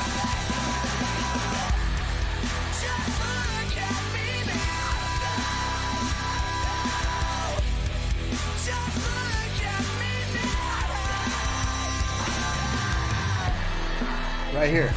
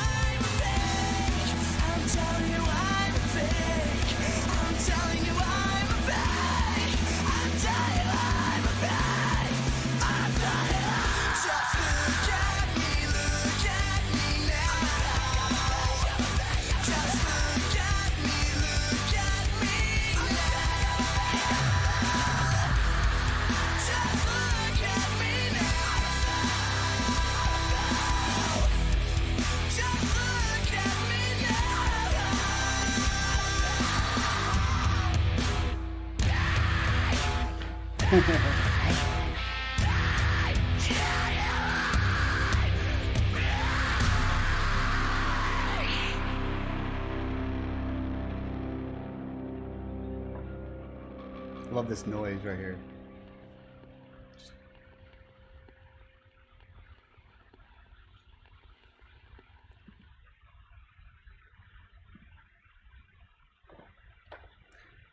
Awesome, right? God, I love that song. That's definitely inspired by Nirvana. That'd be kind of like a territorial pissings kind of thing. And I remember I had that, like, if I'm holding, you know, I was holding this F sharp right here, the guitarist in the house, this minor. And when you're in drop D, you can just open that up and then also hit this low string here. So you go.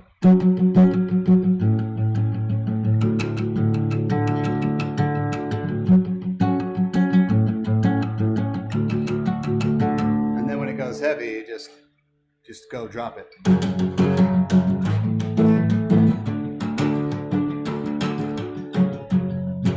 So yeah, that's like, that was just so easy to play, and like on my, you know, through my amp, it would just rip through, you know, it sounded so fucking good. Anyway, I love that song. I found some pictures, like I want to show you guys, so check this out. Speaking of, the next song is going to be Under Pressure, which we did with my cam, and here we are. This is us recording Under Pressure. You guys can see that. This is in Scotland. So we're in Scotland right here. Funny thing, I recorded all my guitars. We recorded first, and then we sent everything over to my cam to overdub, right? And I did all my guitars. Bert sang some vocals, which are just scratch vocals, so that we could send it to them. But before we sent it to him, I listened to the guitar. I sat there and I just wasn't happy with it. It had probably been like 2 or 3 hours that I was in there recording guitar. And I was like, you guys, it's one of those times we have to scratch that fucking guitar. I have to start over. I have to redo the whole entire fucking song. It's just not good enough. It's not good enough. It's not right. Because I was so intimidated to send it to my cam, you know. Ray is such an incredible guitarist. Anyway, I'm going to show you guys some pictures. Is that cool?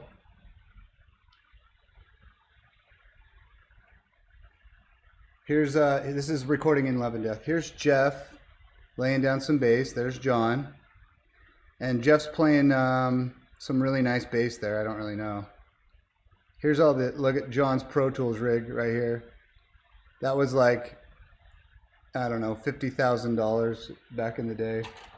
I think he had like the most PCI cards of a of a producer almost at that time. His rig was insane. Like when we go to NAMM and we go to the Pro Tools booth or whatever, they're like, how many PCR cards are you running? He's like, I think I'm running like 26. They're like, holy shit. This is me on stage at like, I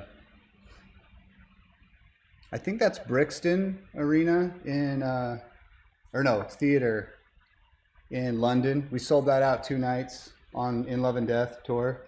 Yeah, like, here's more in the studio, recording Under Pressure. Bert's like, I think, and that's Mark Blewett. So that guy right here, that's Mark Blewett. That was, that's Goldfinger's sound guy, right? He engineered the record In Love and Death. And so did Alan Hessler. Great dude, by the way. Love Alan Hessler. Here's Feldy on his flip phone. That's the studio. That's recording. John would make these amazing, over here, he would make these like amazing coffees. He had this coffee machine. He had like a Starbucks representative come out to the house and dial in the machine for us. And like, he's like making us coffees every like 2 hours, which I love coffee. My age at that time, I think I was 23.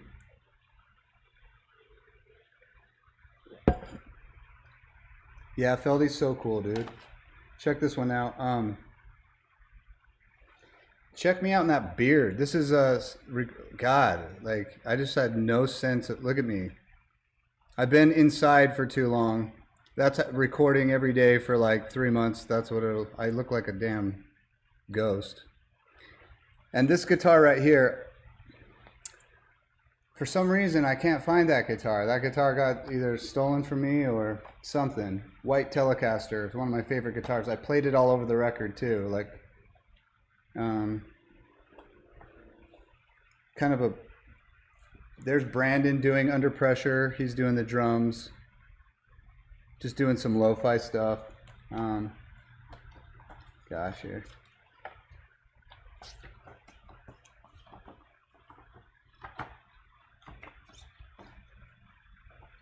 Here's our tour manager. There's Mark Blewett. He did all the sound. That's him after one of our gigs, taking the merch money.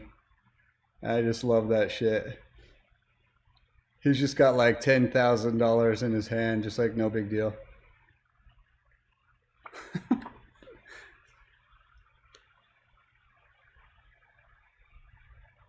Yeah, dude was a gangster for real. Here, look, I loved it. I was like, damn, let me, and he's on, check it out. You can't tell, but he's like, here he is. He's our tour manager. He's counting some cash, and he's on like this crazy phone at the time. You can't even tell, but it's like some European phone that, anyway, I think this was in the studio. There's Brandon. He's very concentrated. We're working on some songs. Gosh. Brixton Academy. You can see we sold that out. That was a big deal for us. There's me and Alf.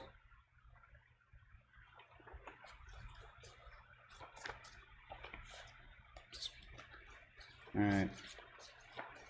Try to get on with it. I know I have more cool photos. I gotta dig through them. See what we got in here. See what we got in here. So yeah, I took photos of everything. I like, yeah. There's Mikey Way. This is our first tour with Mike M. This was in Europe. First tour. We took them on their first European tour. It was really cool. They had a really good time. We did too. What's going on here? Everyone's back. There's Bob. This is Bob. He was our sound guy. This is when he was our sound guy. Look how young he is.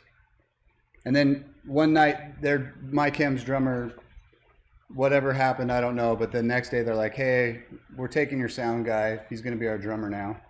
We're like, okay, good for you, Bob.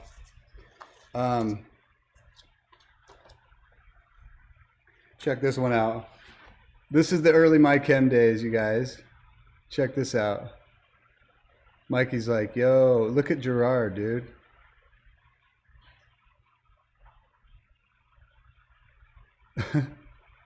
Pretty cool. Yeah.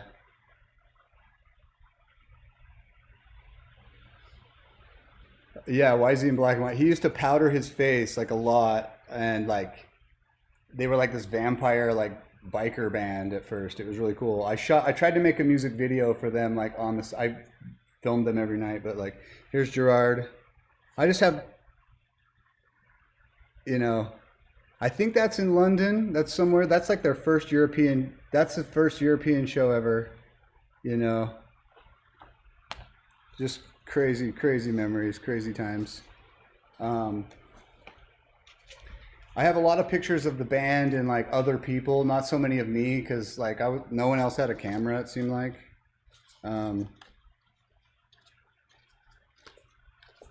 Gosh, trying to look here. What else we got?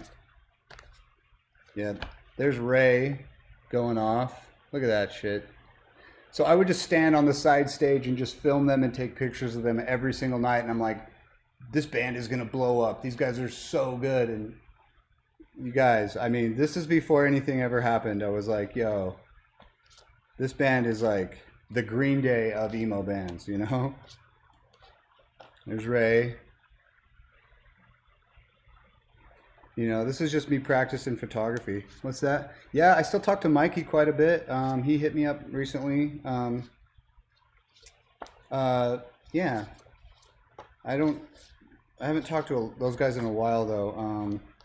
So this is recording in Love and Death. This is me and John. This is what most of the days would look like. Just me and him in there, you know, working out parts and trying shit, you know. That's, if you know, when I think about recording the album, it looks like that. That Mac screen. Gotta love that. What else we got in here? I wish I had more. Oh, here we go. So these are a little bit older. I want to show you guys some funny pictures. This is from like our first tour. This is my first time in a limo.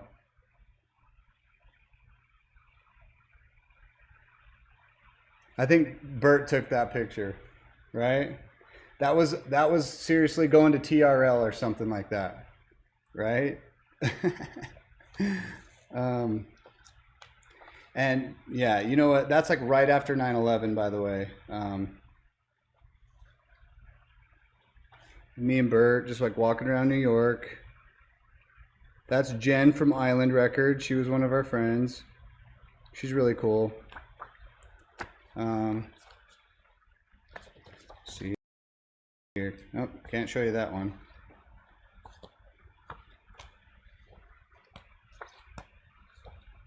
Holy shit, you guys. Oh my god. That's me in Spain for the first time. Yay. Just random shit. Like, this is what backstage usually looks like. There's Bert, young Bert. This would be probably like right after the album came out. You know. A lot of sweaty, dirty shows. We didn't shower for weeks. We would just wash our clothes in like the sink and then set them out on the fence to dry, you know. This is recording in Love and Death. That's what our apartments, that's where we stayed at. So if I can get up in there. For some more exciting shit. You know what? You know what? There's me and Bert. Very young. Crazy, huh? Yeah, dude, we were just kids.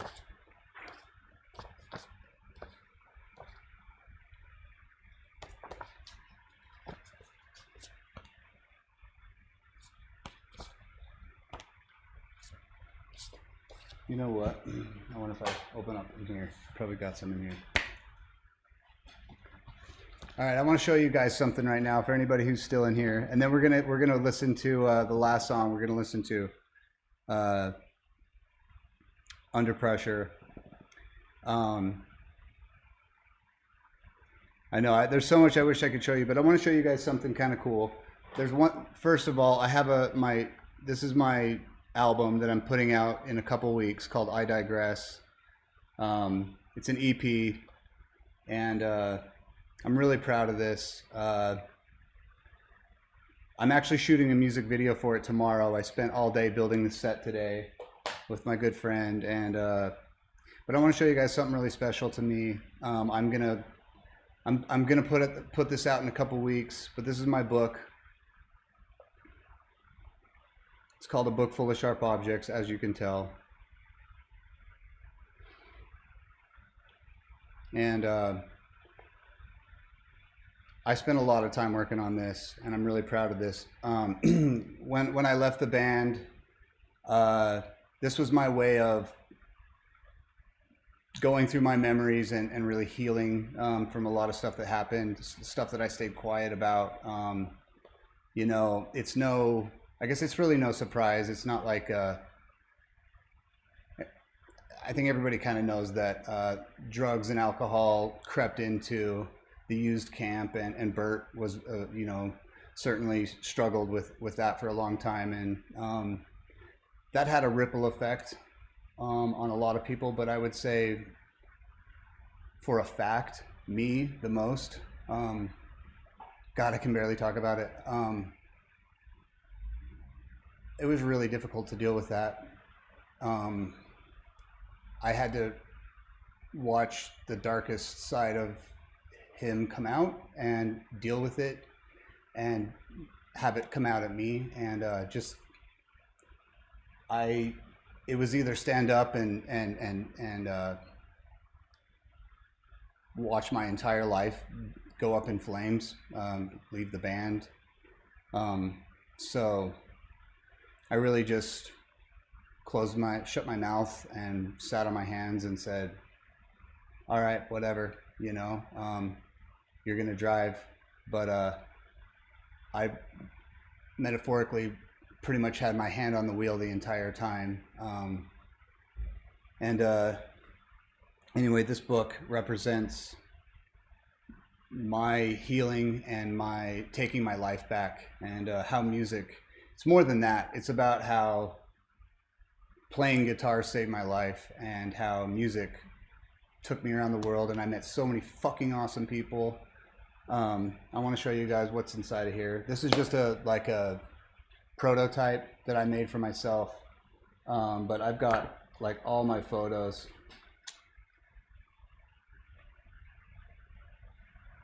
You know, here's recording some In Love and Death.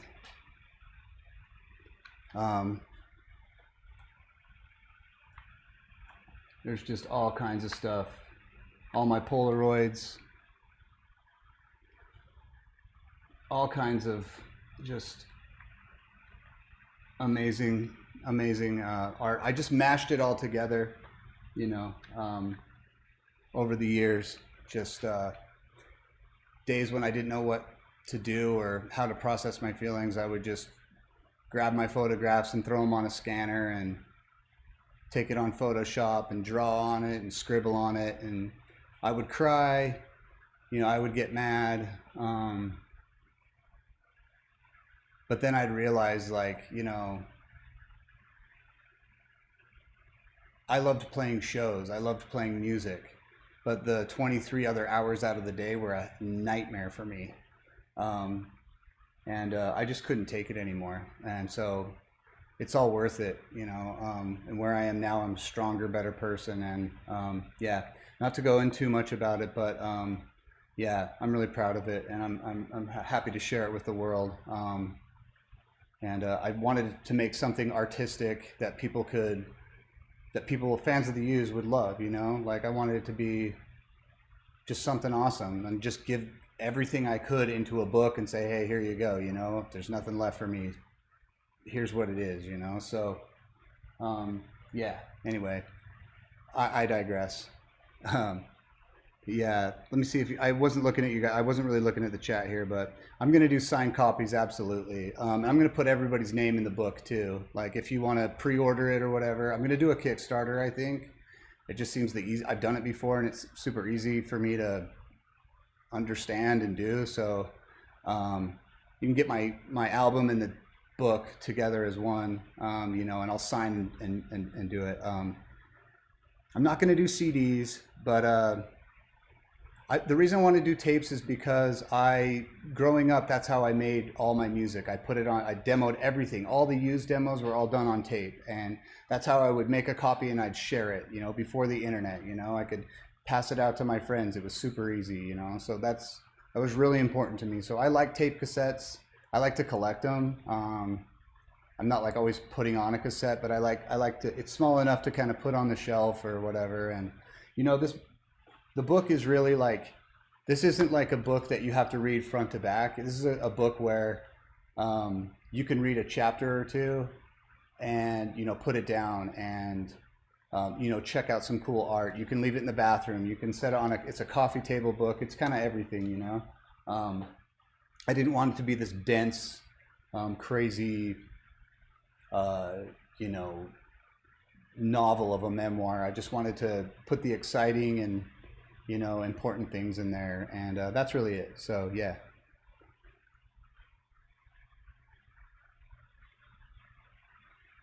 Yeah, I'm gonna put it out, you guys. It's gonna be on Amazon after. I'm figuring that all out. Like that's what I've been working on lately. I'm working on music with Megan. We have a new band. I'm working on my own songs, and I'm doing all kinds of stuff. Doing some awesome music videos. I was preparing for this. I love this. This is so fun. I love being able to do something with you guys. But the book has been like my passion project, you know. I almost wrote it and was like, yeah, I'm good. I don't need to put it out. It's good. That was for me. And it really was. But after I kept reading it, I was like, God, this is good. You know, this is cool. I want my sons to read this. I want my friends to read this. So it's going to be out there. And it's all love, you know. I've come to a place of knowing that I needed to speak out, and that's all it is. And I'm happy to just be able to celebrate the good and the bad, because it's made me a better person. And I really wish the guys well. I know it's not the same without me, but how could it be? You know, it's just not going to be the same band. But I did what I had to do, and I hope you guys know that. And I love you guys so much. I really do. I appreciate all of your support. All the amazing messages I get are just, it's really touching. On days, honestly, I read messages, and it's what helps get me through the days.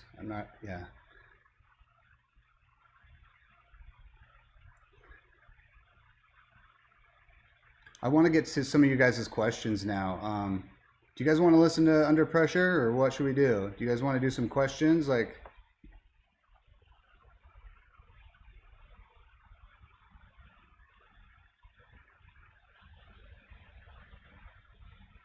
yeah, I'm sorry. So Sobriety is in the Used camp now. I'm really happy for them. I'm really happy for Bert to be sober. A little too little, too late for me though. All right, cool. Let's do Under Pressure. We did this with Mike Kim. This was so cool. This was for tsunami relief. And we ended up putting it on our record as a re-release about 6 months after the album came out. And it kind of, I don't know, behind the scenes, it kind of caused some drama, but there was drama before that going on, trust me. But anyway, here we go. Here's Under Pressure.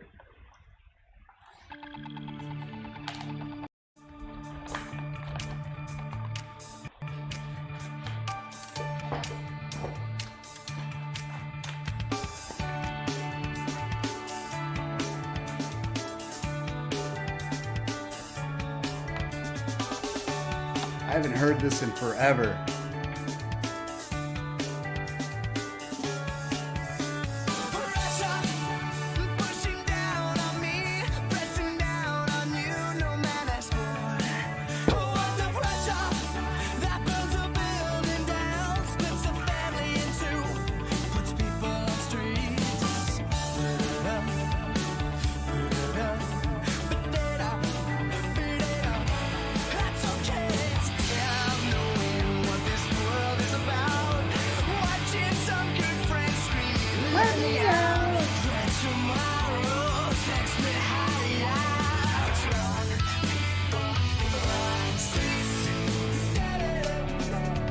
So good, right? There's Brandon right there. Classic. Shipping around, kick my brains round the floor. These are the days, it never rains, but it pours. Beat it out, beat it out, beat it out, beat it out. People on streets, but it ain't out it. People on streets. I haven't heard anything.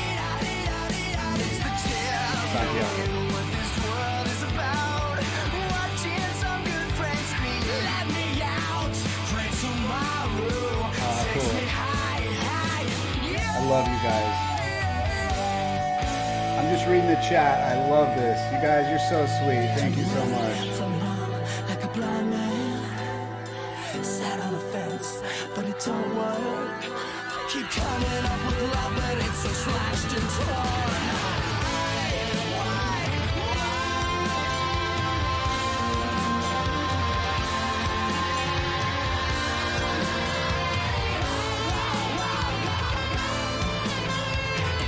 That's Ray right there, rocking that solo. Can we give ourselves one more chance? Why can't we give love that one more chance? Why can't we give love, give love, give love, give love, give love, give love, give love, give love? 'Cause love's such an old-fashioned word, and love dares you to care for the people on the edge of the night, and love dares you to change our ways of caring about ourselves. This is our last dance. This is our last dance. This is ourselves under pressure.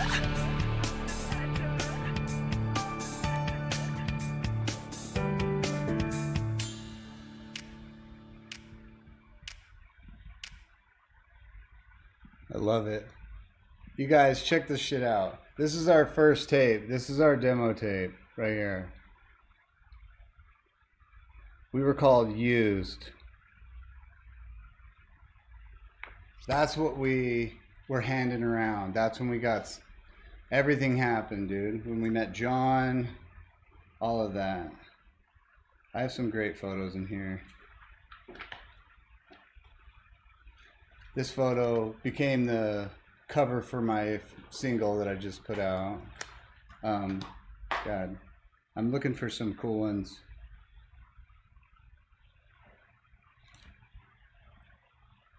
Oh, look at this. Check this out. Okay, everybody, here we go. Yeah, there's Bert and Gerard at the apartment. You know, yeah, here. We would just hang out all the time, and we'd have a couple drinks and just listen to each other's stuff. This was right before Three Cheers came out. This is me recording on my own in London. Yeah, God, I have so many great photos in here. Anyway, it'll take me too long to kind of go through everything, but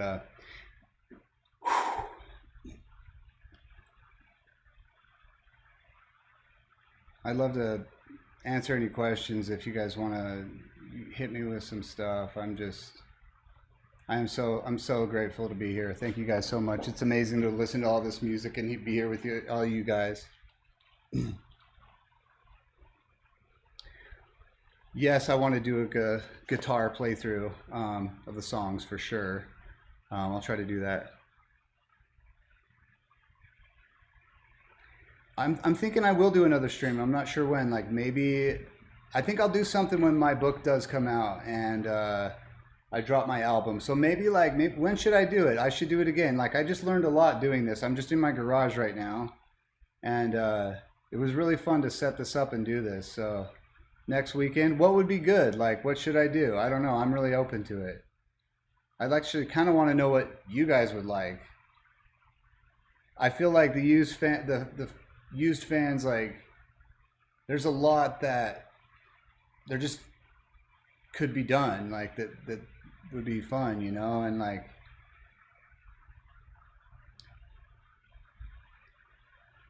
okay, cool. Yeah, I should do that. You know what we should do? Let's plan this. Let's do a first album. Let's do a 21 years of the first, or however long it's been, of the first record. You know what? We'll do another streaming party.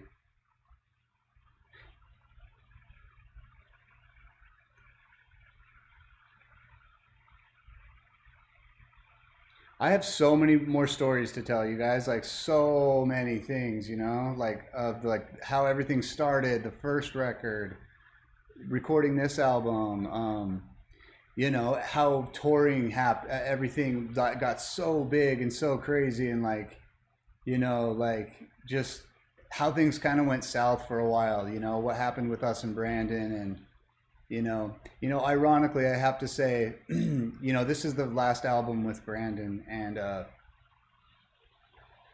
when I look at the heart hanging from the noose on the tree, I kind of think that that's the death of the band in a way for me now, because after that, it just slowly changed, you know.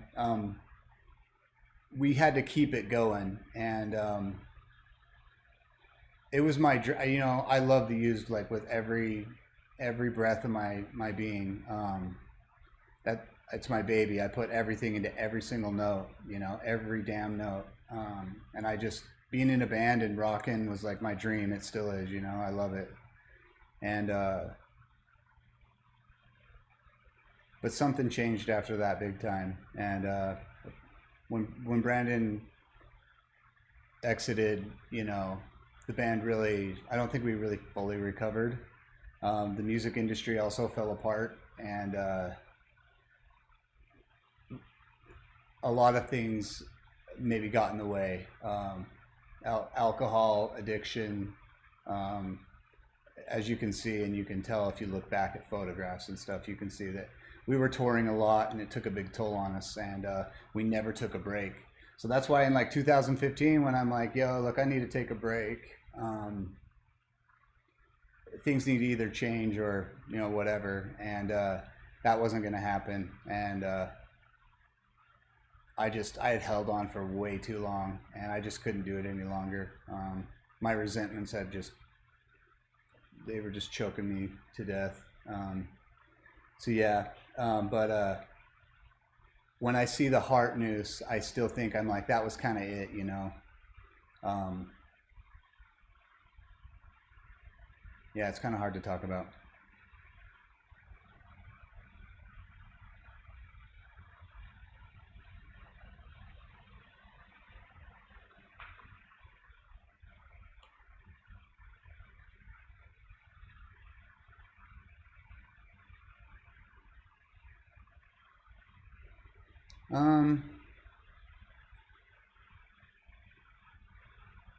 Let's see, I'm trying to think.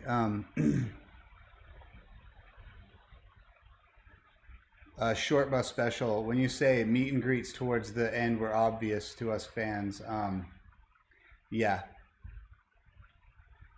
it I wanted to, you know, I always made it a point, and not superficially, but I wanted to look everyone in the eye that I met. I didn't like when I'd go to a meet and greet and it was just like, yeah, here, hop in a picture, cool, thanks, bye, thanks for the $150 or whatever. I'm just like, I don't like that, you know. Let's let them watch sound check. No. Let's hang out for a second. Can I talk to somebody for more than 2 seconds? No. It's, you know, And just so many things about touring had become clinical and commercial, and that's just not what it was for me. Honestly, it's just that simple for me. I was just like, yeah, dude, no, I'm not doing this anymore.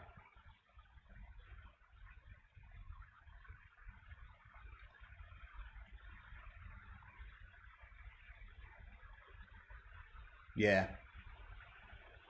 Yep.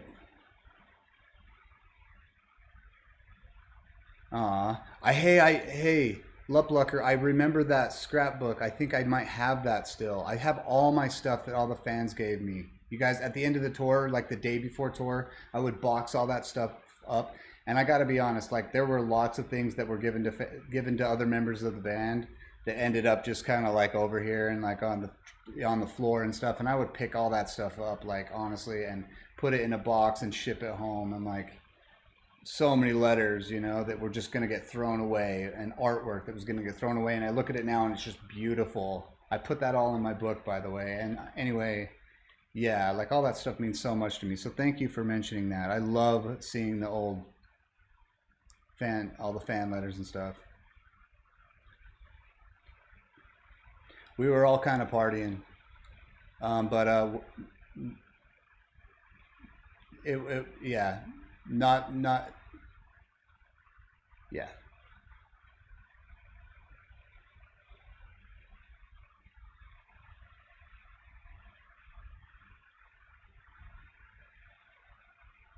Yeah, I know, right?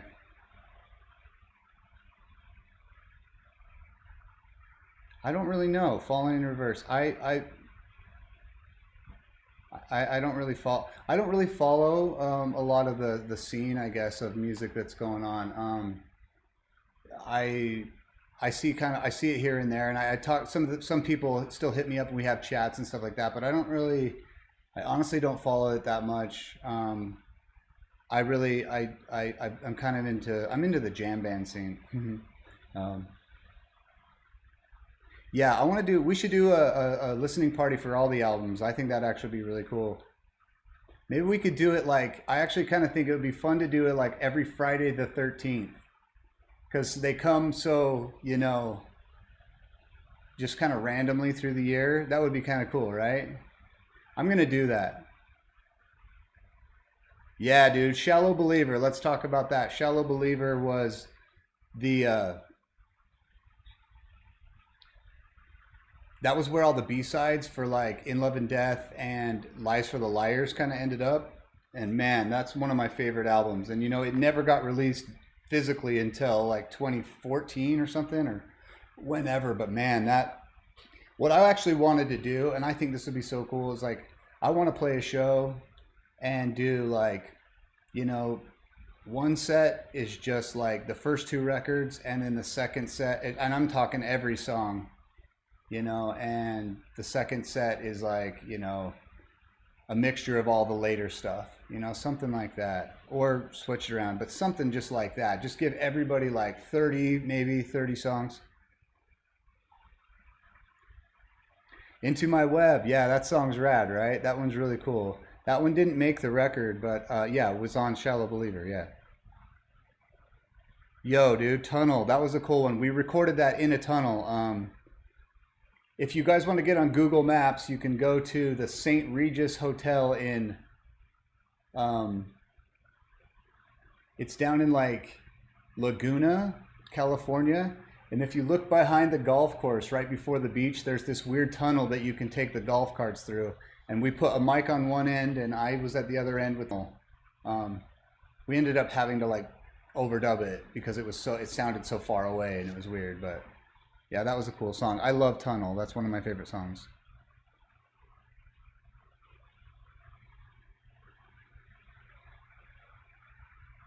Yeah, you guys want to know something cool? You guys ready here? I'm going to drop something really cool for you guys. I'm just going to tell you guys.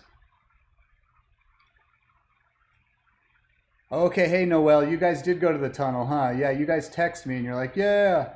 All right, ready? Yeah, Choke Me Sick. Okay, check this out. Does anybody have The Ocean of the Sky, the EP? Yeah, Blue and Yellow, yes, that is about me. I was Bert disappeared when we were recording the first record. He went to like Santa Barbara. We were in LA finishing our first record, and he disappeared for like a week. Actually, for like a week and a half. No one could get a hold of him. It was like he quit the band or something. And when he came back, I was so mad at him. I was so fucking mad. And I was standing out on the street and my hands were shaking. And I was like, dude. And then we walked over to Feldy's and Feldy just gave him a big hug.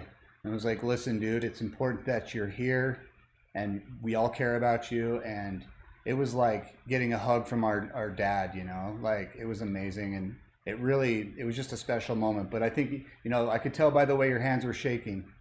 It was like, yeah, dude, you better stick around, man, because this is too good. So yeah, sorry, Blue and Yellow is about me, but anyway, Ocean of the Sky. If you listen to Tethys, the last song, I don't know if you guys know anything about this, but we had finished that EP. We did it at Hurley Studios, and then we needed one more song, and the Ocean of the Sky is to mean like outer space. It's to mean the universe, right? And so we were we're talking about 2001 Space Odyssey. And so I was like, oh, I'm going to do an experimental track on the end of this album. Here we go.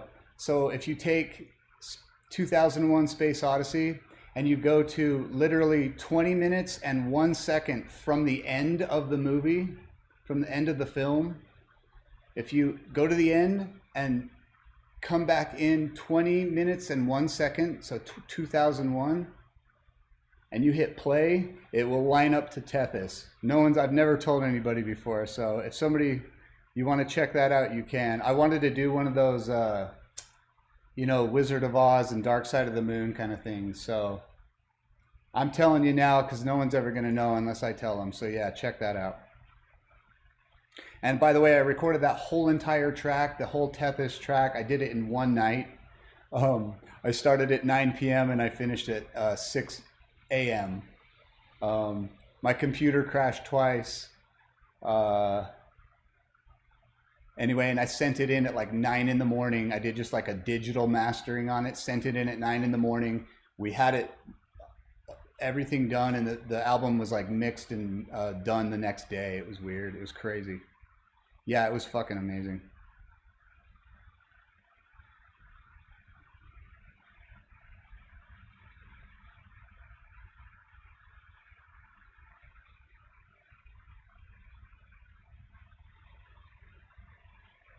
What is Paralyzed about? I think Paralyzed is about being in a relationship. Bert's kind of take on a relationship that's not working, and not being able to communicate and not being able to I think something like that. What are you talking about? What is your birth time? My birth time, I think it's like 9 in the morning, I think. By the way, I did the video for Paralyzed. And not a lot of people know that, but that was all stopped. I did that with photos and a tripod. I love doing all the music videos, you guys. Like, all the music videos were pretty much had to do with my crazy idea. You should play I Digress so we can listen to you before you go. All right, cool. You know what? Let's do that.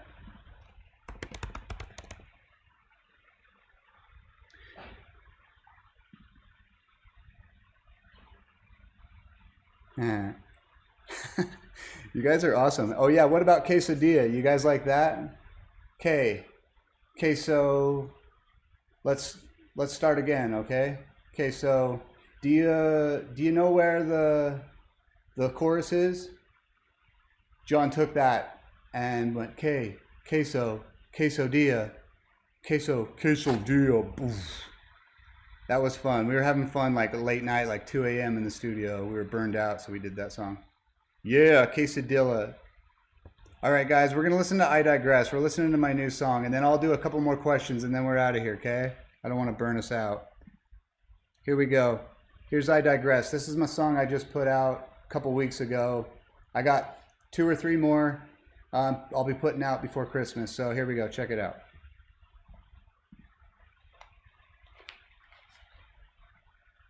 confess, I'm hanging by a thread. There's nothing left. Yeah, Roman. I'm such a mess.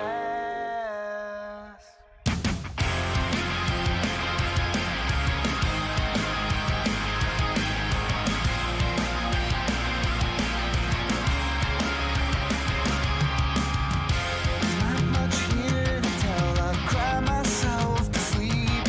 One by one, my dreams came crashing. Yeah, came crashing at my feet. Take me to the ground. Thank you, guys. I'm not breaking down. I confess. I got dad jokes. By a thread, there's nothing left. I see the light Thanks, Monty. behind I fail. Don't wanna put this on myself, but I digress. Such a mess. Icon PS. In my nightmare, I was playing in the street. Saw you drowning in the white lies, and yeah, that's when I fell deep. Tried to Not save sure. you from the I mess might do you it. made. I might do a music video for this too. I got a music video for my next single coming out. Your photograph, and now it can't be found. I confess, I'm hanging by a thread. There's nothing left. I see the life I left behind. I fail. Don't wanna put this on myself, but I digress. I'm such a mess. Thank you. Thank you, Stray Light. That's so nice of you. Hell yeah. I love this right here. This was just, oh, this song means so much to me. I wanna live, don't wanna die. Sure. I love making music with people. I wanna live, don't wanna die. I digress. I wanna live, don't wanna die. I'm gonna give, I gotta try. My dreams came crashing, yeah, came crashing at my feet. I confess, I'm hanging by a thread. There's nothing left. I see the life I left behind. I fail.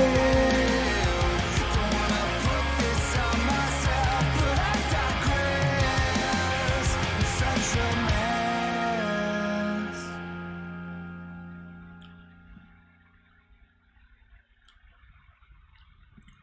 Sweet. I would play you guys my next single. God damn it. I would play the next song, but I have my Twitch set up to play my Spotify. It's not on Spotify yet.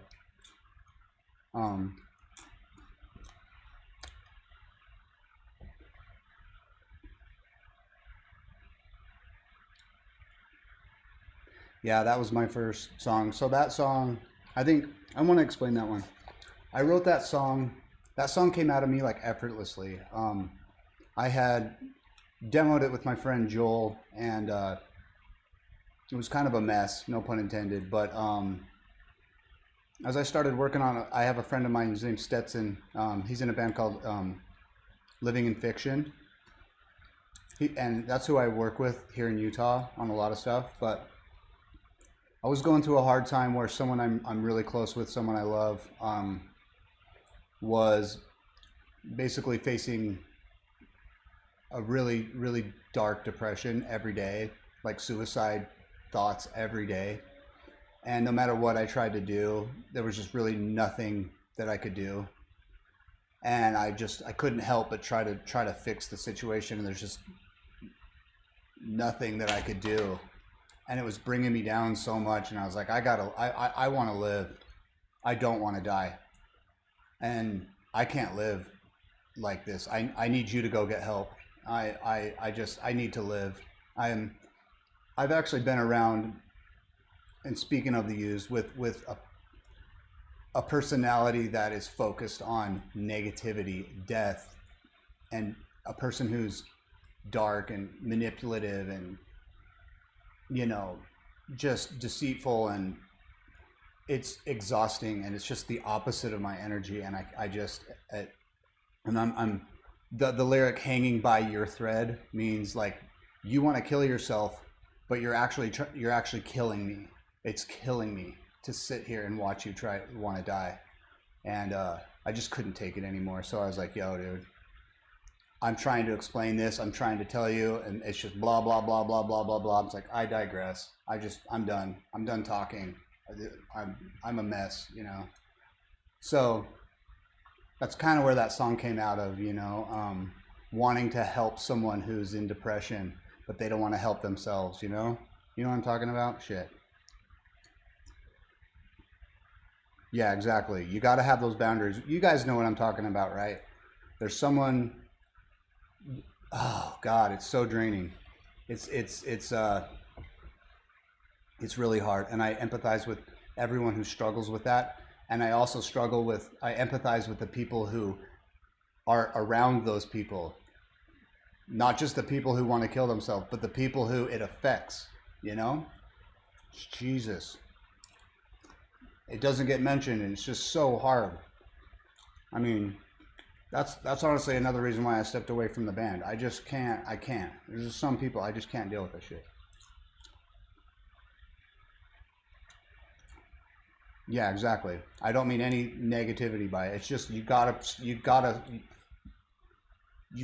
to put yourself first. You can't hold on to poison to save someone else. You just can't do it. I Fuentes, yes, I would love to talk about guitar more. I love guitar. Like, I love guitar. So yes, more guitar, I will. Thank you. Exactly. I mean that all in the most affectionate way. I don't mean that to come out the wrong way. How is it working with Jeff? I love his bass lines. Awesome. Jeff's an amazing dude. Jeff's a really sweet human being.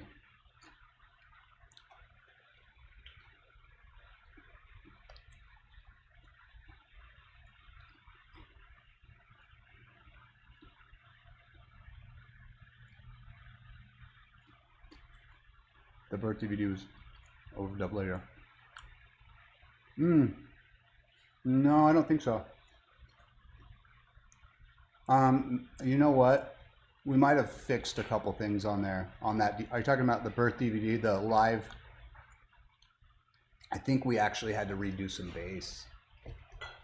And I may have done, I think because we had like the bass cut out at the show or something like that.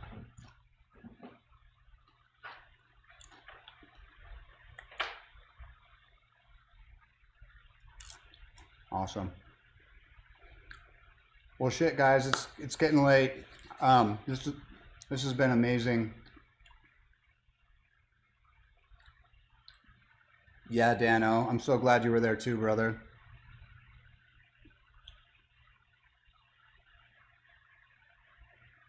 I'll put out some tabs. I'm going to work on that. Now that you guys, I see that you guys really want that. I'll work on some more guitar stuff. And you know what? I'm going to do another stream. How about it? Like, for real. I think this has really been inspiring for me. I'm really glad I could do this. Like, honestly, I kept thinking about it when the first album came around 20 years, and I was like, and you know, nothing really happened. And I was like, well, darn it, you know, like, I wanted to do something. So I couldn't let this go by, and I'm just so glad I could share it with you guys. Like, seriously, there's like, you guys are still here. Like, I love it. I love that you guys have the patience and want to hang and sit here. I love you back. Thank you. I love you guys so much. Thank you. Thank you so much. Thank you, God.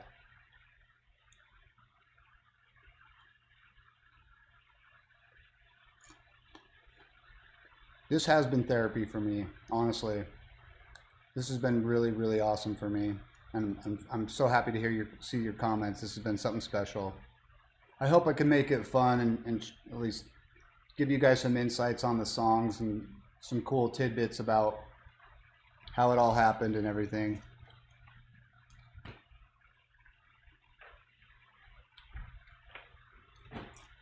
I love it. Well, geez, guys, it's probably about that time. This was really great. I just want to let everybody know that I might not be able to, I'm not always going to be able to get to everyone's messages, but if you ever need to reach out to somebody, honestly, you can reach out to me.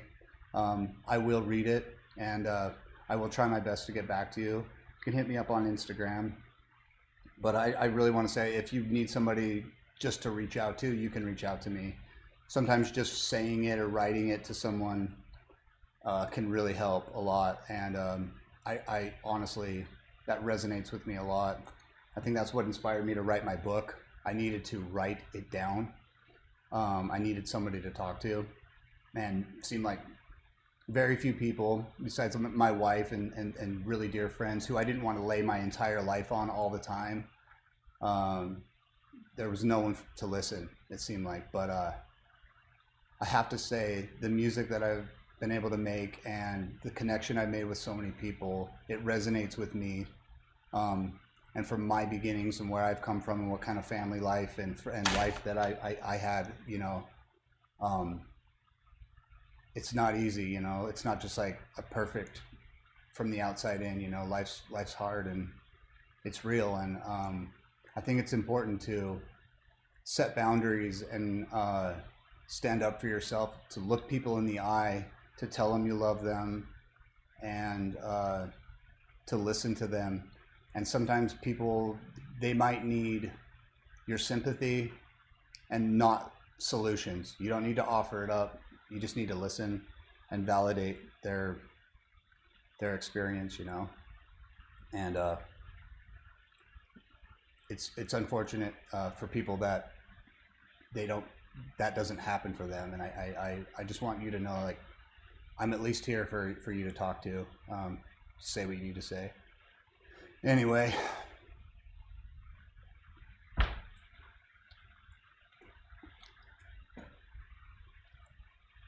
all right, guys, this has been awesome. I'm gonna take off here and let you guys get going. I would give you some movie suggestions, but then I'll just be going on forever. But pick out a fun movie, and I hope you guys have a fun night. Have a great Sunday. Keep an eye out for my book and my record coming out really soon. I really appreciate you guys giving me the time to talk about all this stuff. And yeah. Awesome. Robbie, love you, brother. Love you, Robbie. Thank you all so much. Danica, thank you so much. All of you guys right here. Love it.